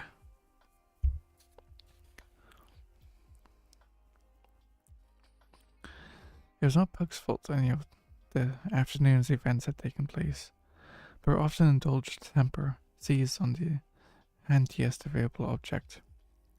Walk. I can't walk all the way to the keep, she snapped, looking at Pug as if he were supposed to do something about this matter at once and without question.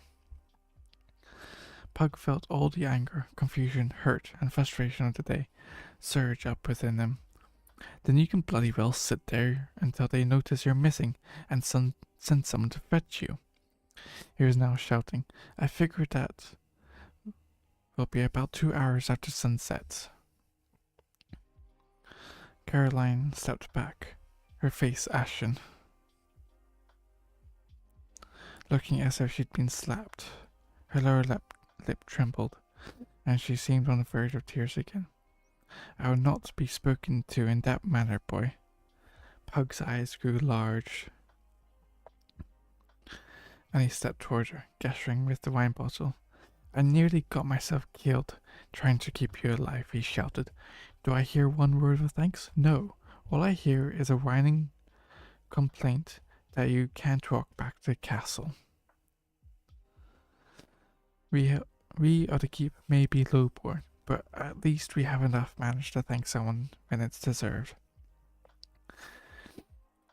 As he spoke, he could feel the anger flooding out of him. You can stay here if you like, but I'm going. He suddenly realized that he was standing with the bottle raised high overhead in a ridiculous pose. The princess's eyes were on the loaf of bread, and they realized that he was holding it at his belt, thumb hooked in a loop, which only added to the awkward appearance. Bear, you doing good, Shell?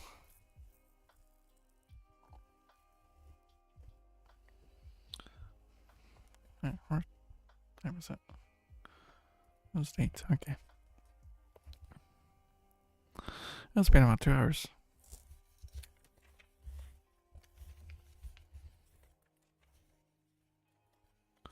Shall I continue? Shall I read chapter 5 or shall I not?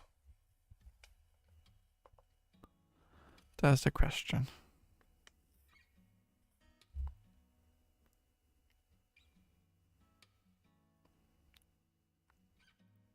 No, I don't think I will read chapter 5 and stop there.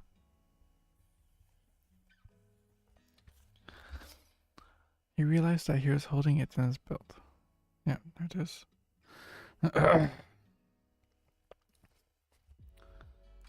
The princess looked at him. Her large eyes peeked over her fists, which she held before her face. Pug started to say something, thinking she was afraid of him, when he saw she was laughing. It was a musical sound, warm and unmocking. I'm sorry, Pug, she said. But you look so silly standing there like that. You look like one of those awful statues they erect in Quandor, with a bottle held high instead of a sword. Pug shook his head. I'm the one who's sorry. Your Highness, I had no right to tell you that way. Please forgive me. Her expression abruptly changed to one of concern. No, Pug, you had every right to say what you did. I really do owe you my life, and I acted horribly. She stepped closer to him and placed a hand on his arm. Thank you. Pug was overcome by the sight of her face. Any resolutions to rid himself of his boyhood fantasies about her were now carried away on the sea breeze. The marvelous fact of his using magic was replaced by more urgent and basic considerations. He started to reach for her, then the reality of her station intruded, and he presented the bottle to her. Wine? She laughed, sensing a sudden shift in thought. They were both wrung out and a little giddy from the ordeal, but she still held on to her wits and understood the effect she was having on him. With a nod, she took the bottle and sipped, recovering a shred of poise. Pug said, "We'd better hurry.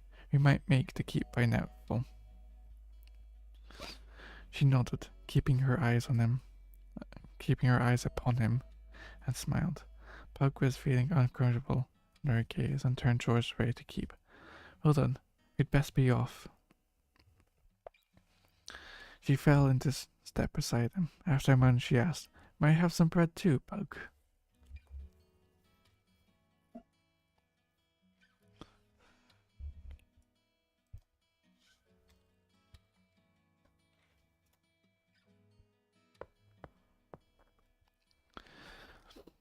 Pug had run the distance between the bluffs and the keep many times before, but the princess was unused to walking such distances, and her soft riding boots were ill suited to such an undertaking. When they came into view of the castle, she had one arm draped over Pug's shoulder and was limping badly. A shout went up from the gate's tower, and guards came running towards them. After them came the Lady Marana, the girl's governess. Her red dress pulled up before her as she sprinted towards the princess.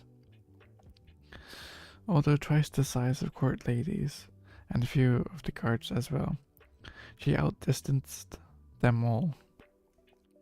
She was coming on like a she-bear whose cub was being attacked.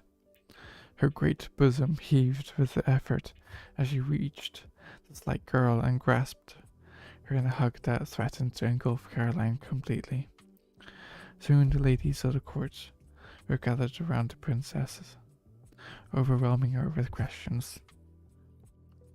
Before the din subsided, Lady Marna turned and fell on Pug like the sow bear she resembled. "How dare you allow the princess to come to such a state, limping in dress all torn and dirty? I'll see you ripped from one end of the keep to the other before I have done with you. You'll wish you'd never seen the light of day."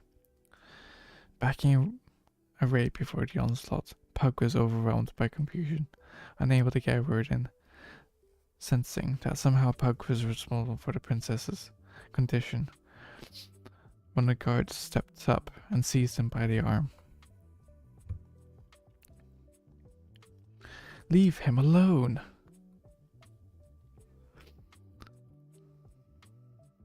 Silence descended as Caroline forced her way between the governess and Pug.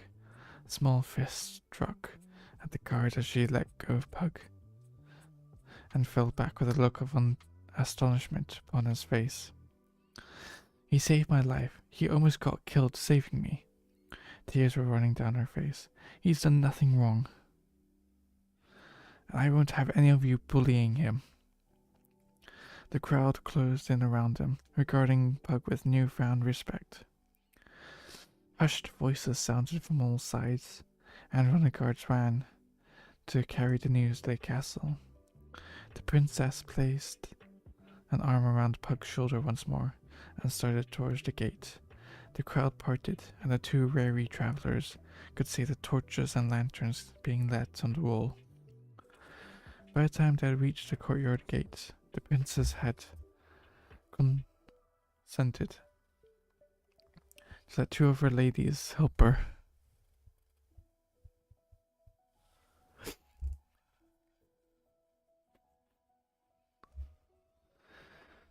much of to Pug's relief. He could not have believed that such a slight girl could become such a burden. The Duke hurried out to her, having been told of Caroline's return. He embraced his daughter and started to speak with her.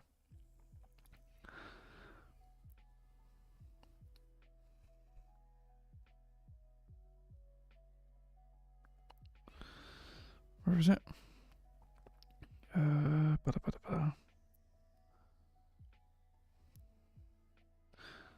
Yeah.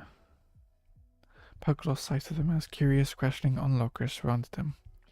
He tried to push his way towards the magician's tower, but a press of people held him back. How many pages is there left?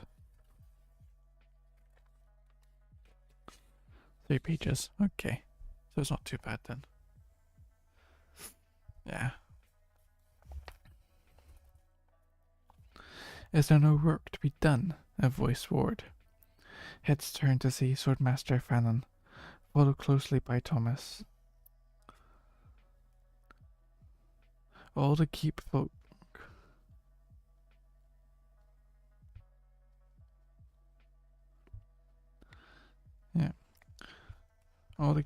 quickly retired, leaving Pug standing before Fannon, Thomas, and those at Duke's court was frank enough to ignore Fannon's remark. Pug could see the princess talking to her father, Liam, Arutha, and Squire Roland.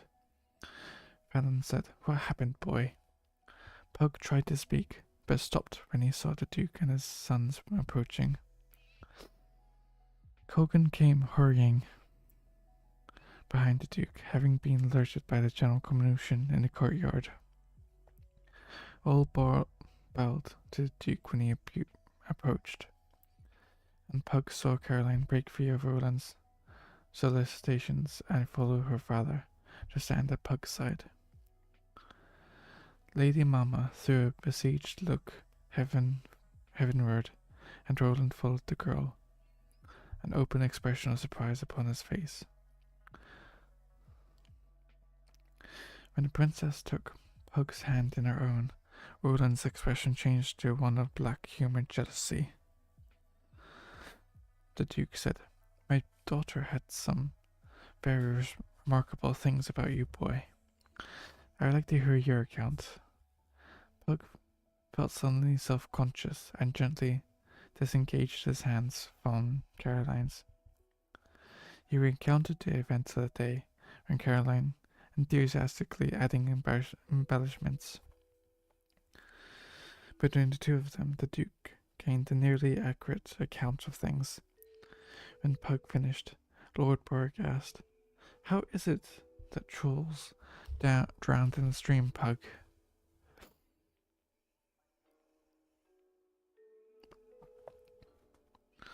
Pug looked uncomfortable. "I cast a spell upon them, and they were unable to reach the shore," he said softly. He was still confused by this accomplishment, and had not given much thought of it, as the princess had pushed all other thoughts aside.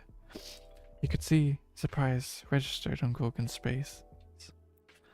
Pug began to say something, but was interrupted by the Duke's next remark. "Pug, I can't begin to repay the service you've done my family, but I shall find a suitable reward for your courage."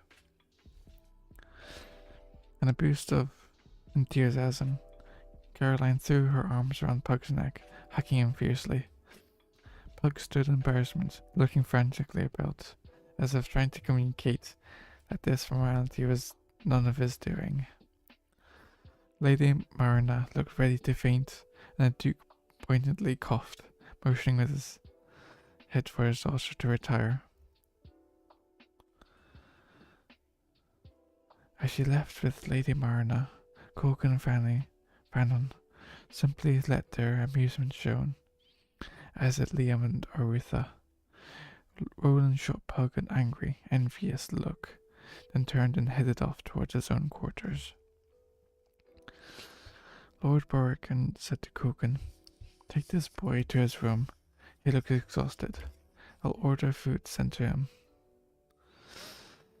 Have him come to the Great Hall after tomorrow's morning meal. He turned to Pug. Again, I thank you. The Duke motioned for his sons to follow and walked away. Fallon gripped Thomas by the elbow, for a sandy-haired boy had started to speak with his friend. The old swordmaster motioned with his head that the boy should come with him, leaving Pug in peace.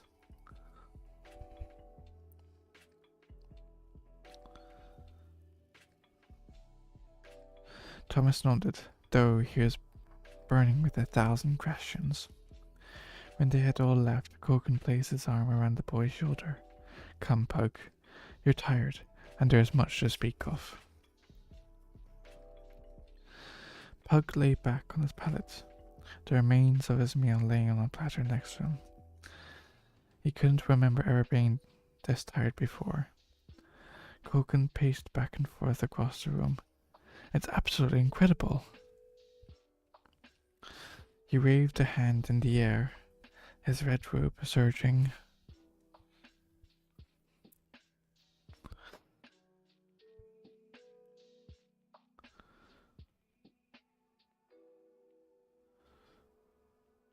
Turning over his heavenly flame like water flowing over a boulder. You close your eyes, and the image of a scroll you saw weeks before appears. You incant the spell as if you're holding the scroll in your hand before you, and the troll's full.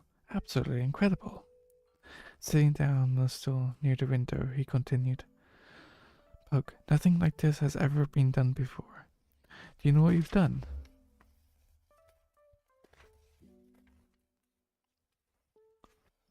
Gone too hot now. God damn it.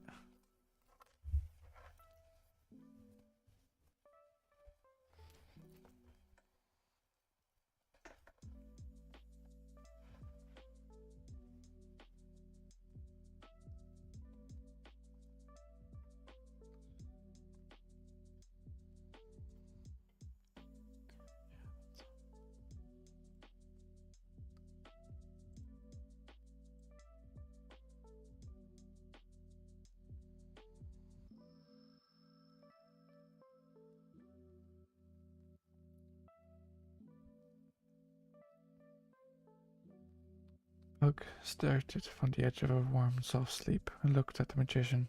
Only what I said I did, Koken. Yes, but do you have any idea what it means? No. Neither do I. The magician seemed to collapse inside as his excitement left, replaced by complete uncertainty. I don't have the slightest idea of what it all means.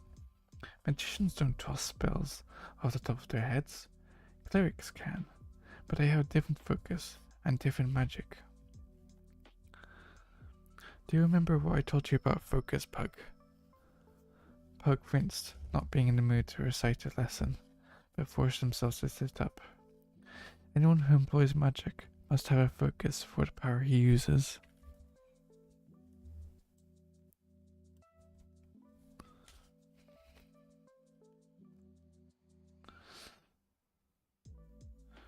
Priests have power to focus their magic through prayer. Their incantations are a form of prayer. Magicians use their bodies or devices or books or scrolls. Correct, said Koken. We have just violated that truism. He took out his long pipe and absently stuffed the back into the bowl. The spell you incanted cannot use the caster's body as a focus.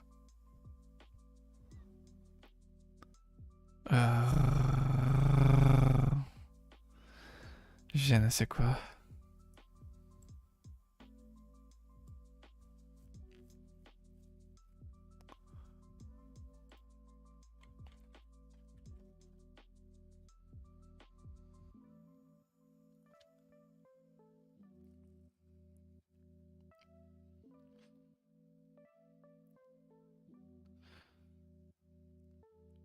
This has been developed to inflict great pain upon another. can be a very terrible weapon, but it can be cast only by reading from the scroll that is written upon. At the time it's cast. Why is this? Why? Hello there. Owl, welcome back. Enjoying the ASMR then?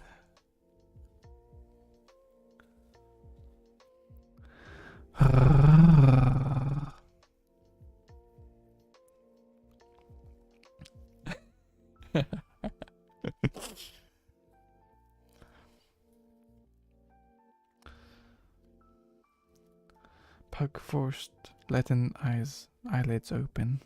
The scroll itself is magic.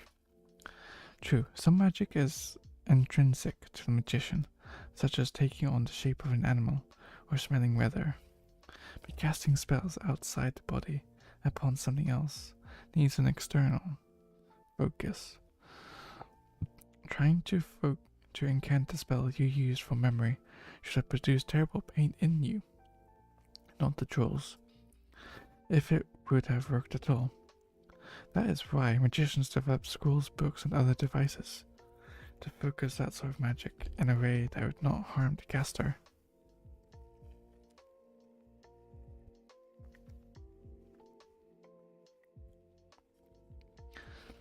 And until this day, I have sworn that no one alive could have made that spell work without the scroll in hand.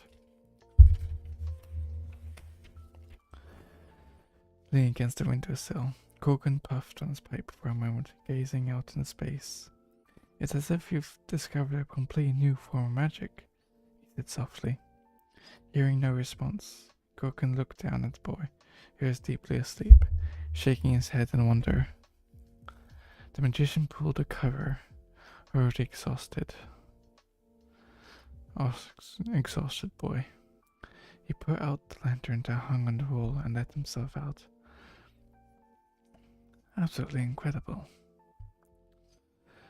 Pug waited as the Duke held court in the great hall.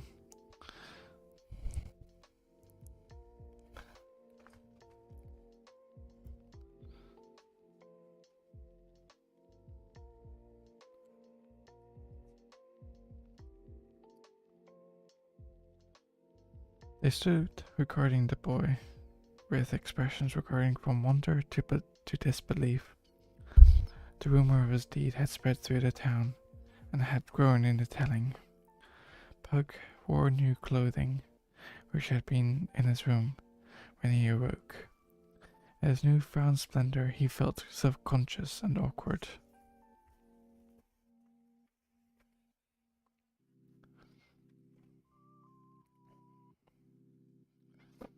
And the hose were a soft pastel blue. Pug tried to wriggle his toes on new boots, the first he had ever worn. Walking in them seemed strange and uncomfortable. At his side, a jeweled dagger hung from a black leather belt with a golden buckle in the form of golden flights.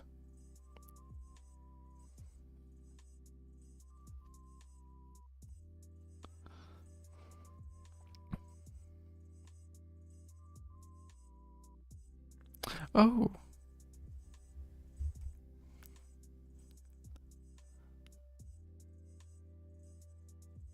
Why does it keep doing that?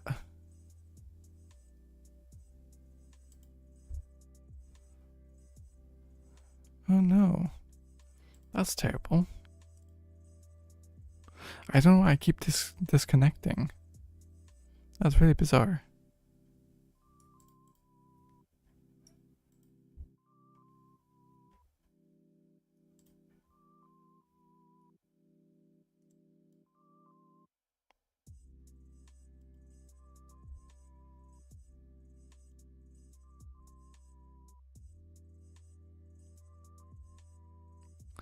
Yes, I'm alive. I'm alive.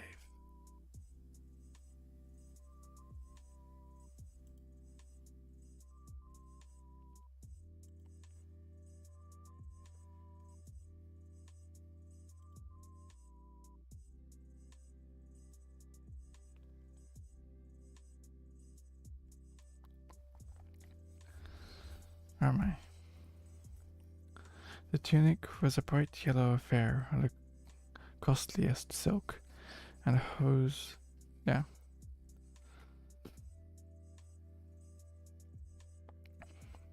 Puck suspected the clothing had once belonged to one of the Duke's sons, but aside when outgrown, but still looking new and beautiful. The Duke was finishing the morning's business. A request from one of the shipwrights for guards to accompany a lumber expedition to the Grist Forest. Borg was dressed, as usual, in black, but his sons and daughter wore their finest court regalia. Liam was listening closely to the business before his father. Roland stood behind him, as was custom. Arutha was in a rare good humour, laughing behind an upraised hand at some quip Father Truly had just made. Caroline sat quietly, her face set in a worn smile, looking directly at Pug, which was adding to his discomfort, and Roland's.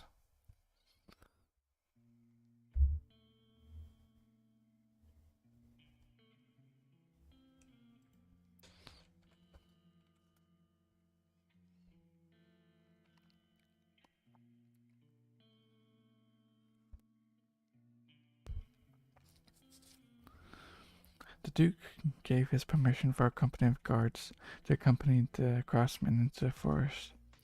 The craftmaster gave thanks and bowed, then returned to the crowd, leaving Puck alone before the Duke. The boy stepped forward as Kogan had told him to do, and bowed properly. What the heck?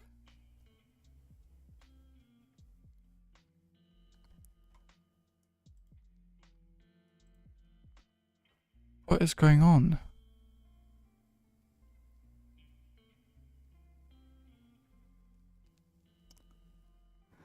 Is that you, Vowel?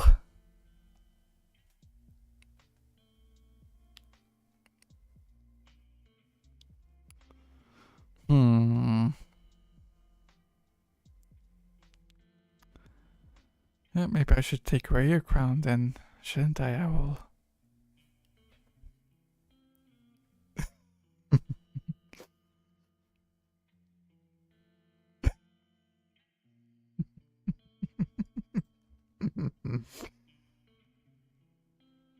I'm kidding, I know you won't.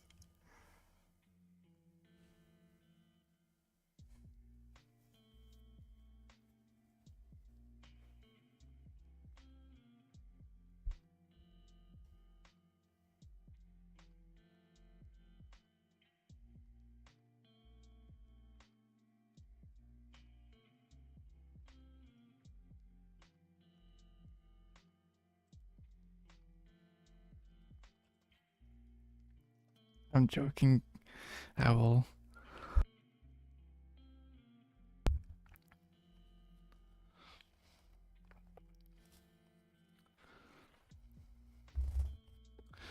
The priest removed the document from the sleeve of his vermilious robe and handed it to her herald. The herald stepped forward and unrolled the scroll. In a loud voice he read, "To all within our demesne, whereas the young Uth Pug of the Castle Grady has shown exemplary courage in the act of risking life and limb in defence of the royal person of the Princess Caroline. And whereas the youth Pug of Grady is considered to hold us forever in his debt, it is my wish that he be known to all the realm as our beloved and loyal servant. And it is furthermore wished that he be given a place in the court of Grady with the rank of squire, with all rights and privileges permitting thereunto. Furthermore, let it be known that the title for estates of Forest Deep is conferred upon him and his progeny as long as they shall live, to have and to hold, with servants and properties thereupon. Title to this estate shall be held by the crown until the day of his majority. Set this day by my hand, and Sealborg Condoin, 3rd Duke of Grady, Prince of the Kingdom, Lord O'Grady, Curse, and Julian.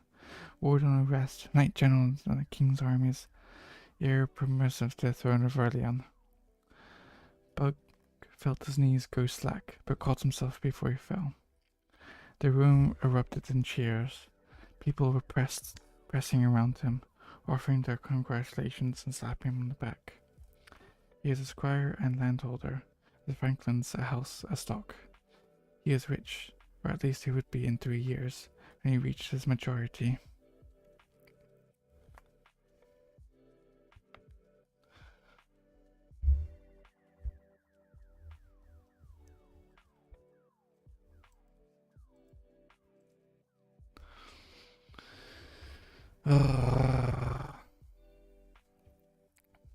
Hold up. Oh, no, not this one. This one.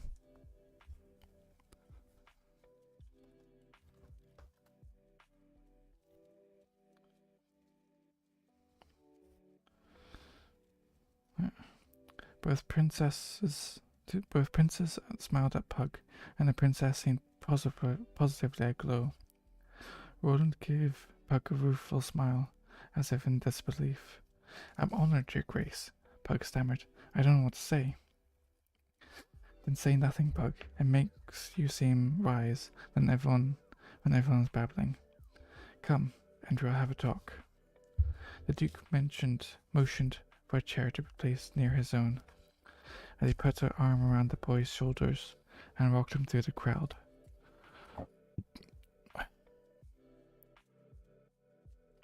Sorry.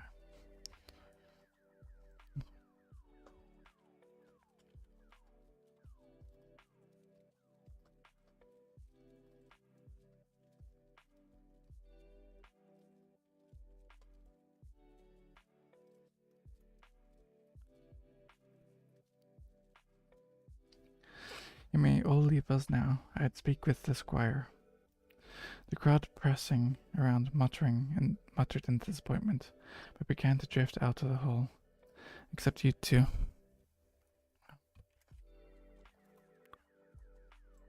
Wait 1 second.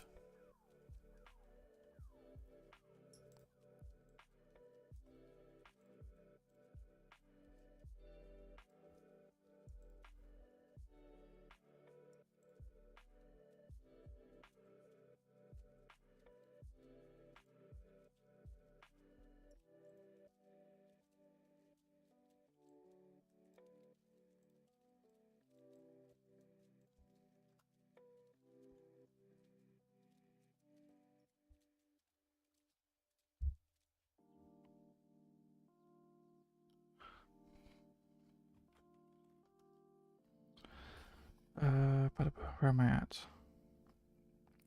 No. Right? Where's the... Where's everything? There it is. Oh, ad starts in 35 seconds. Yeah.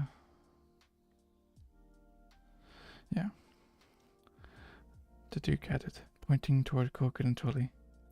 Caroline stood by her father's chair, a hesitant Roland by her side. "You as well, my child," said the Duke. Caroline began to protest, but was cut off by her father's stern admonition. "You may pester him later, Caroline." The two princes stood at the door, obviously amused at their outrage. Roland tried to offer his arm to the princess, but she pulled away and swept by her grinning brothers. Liam clapped Roland on the shoulder as the embarrassing squire joined him. Roland glared at Pug, who felt the anger like a blow. When the doors clanged closed and the hall was empty, the Duke said to pay no heed to Roland.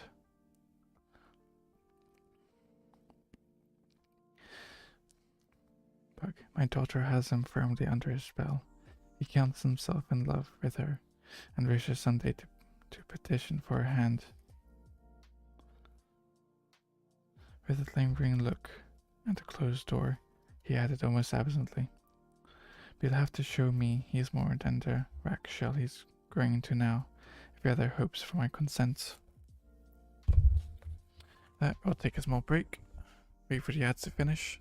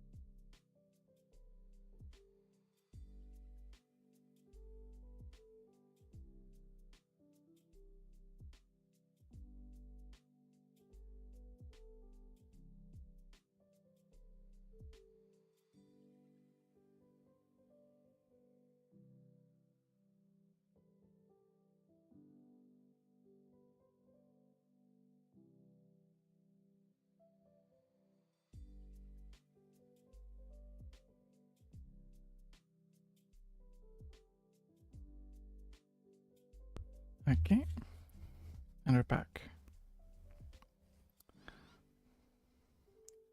The Duke dismissed the topic for the ravers and now to other matters. Pug, I have an additional gift for you. But first, I want to explain something to you.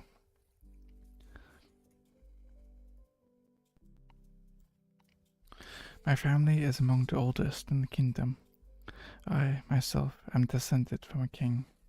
My grandfather, the first Duke of Grady, was third son of the king. Being of royal blood, we are much concerned with matters of duty and honor. You are now both a member of my court and apprentice of Colgan. In matters of duty, you are responsible to him. In matters of honor, you are responsible to me. This room is hung with trophies and banners of our triumphs. Whether we have been resisting the Dark Brotherhood and their ceaseless effort to destroy us, or fighting off pirates, we have ever fought bravely. Ours is a proud heritage that has never known the stain of dishonor. No member of our court has ever brought shame to this hall, and I will expect the same of you. Pug nodded.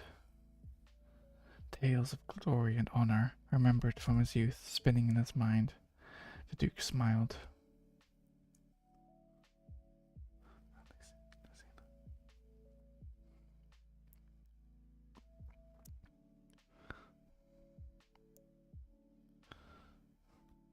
Now, to the business of your other gift.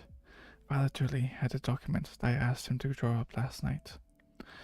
I'm going to ask him to keep it until such time as he deems fit to give it to you. I'll say no more on the subject, except that when he gives it to you, I hope you'll remember this day and consider long what it says. I will, Your Grace. Pugs was sure the Duke was saying something very important, but with all the events of the last hour, he did not register very well. I will expect you for supper, Pug. As a member of the court, you will not be eating meals in the kitchen any more. The Duke smiled at him. We'll make a young gentleman out of you, boy, and some day when you travel to the king's city of Rilianon, no one will fault you manners of those who become the court of Grady. And with that, we shall end it here.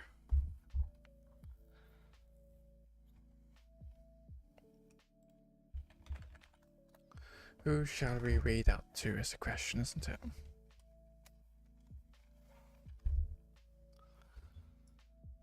Maybe we won't read out at all.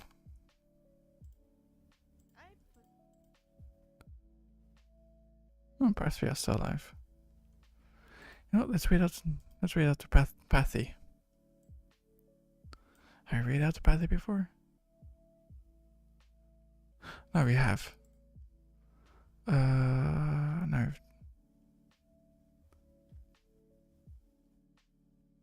We have read it to him before.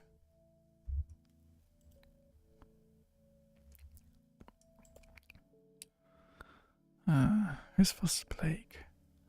Cosita, Vista, Bunkin. Not Dawn. Pathy, Restore, Rab. I think. Yeah, let's read into Pumpkin. Copy. So, yeah. Thank you for coming for the ASMR reading. I hope you enjoyed this day. And with that being said, thank you for coming. Thank you, chat, and thank you for being here in general. Without you guys, I would not be here at all. And a massive thank you for all the chatters, lurkers. It's like, I appreciate every single one of you. Like I said, I appreciate every single one of you. And I hope you'll have a wonderful morning, day, afternoon, evening, night, overtime, or just where you're at. Please go get some food, water, go to the toilet, go drink, go sleep if you need to, do that after stream care. And with that being said, we will be reading out to an awesome streamer called Pumpkin.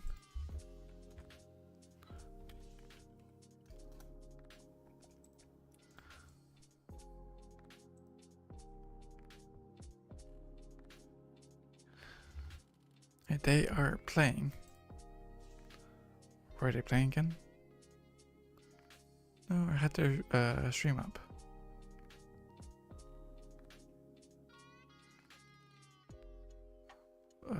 It looked like they're playing Escape the Backrooms, that's it. That's what they're playing. So please show the love and support that you gave me and pass it on to her. As always, the box club is entered. The wave tail and me eating the cookie is the subbed. While the purple hearts and numb cookies is just the followed. The next stream will be on Tuesday. I'll choose a different game to play other than Dragon's Dogma 2 because I'll take a small break from that game. Doing 24 hours is taking a lot of time with that game. So with that being said, I think it's time to say goodbye, adieu, and good night. Bye.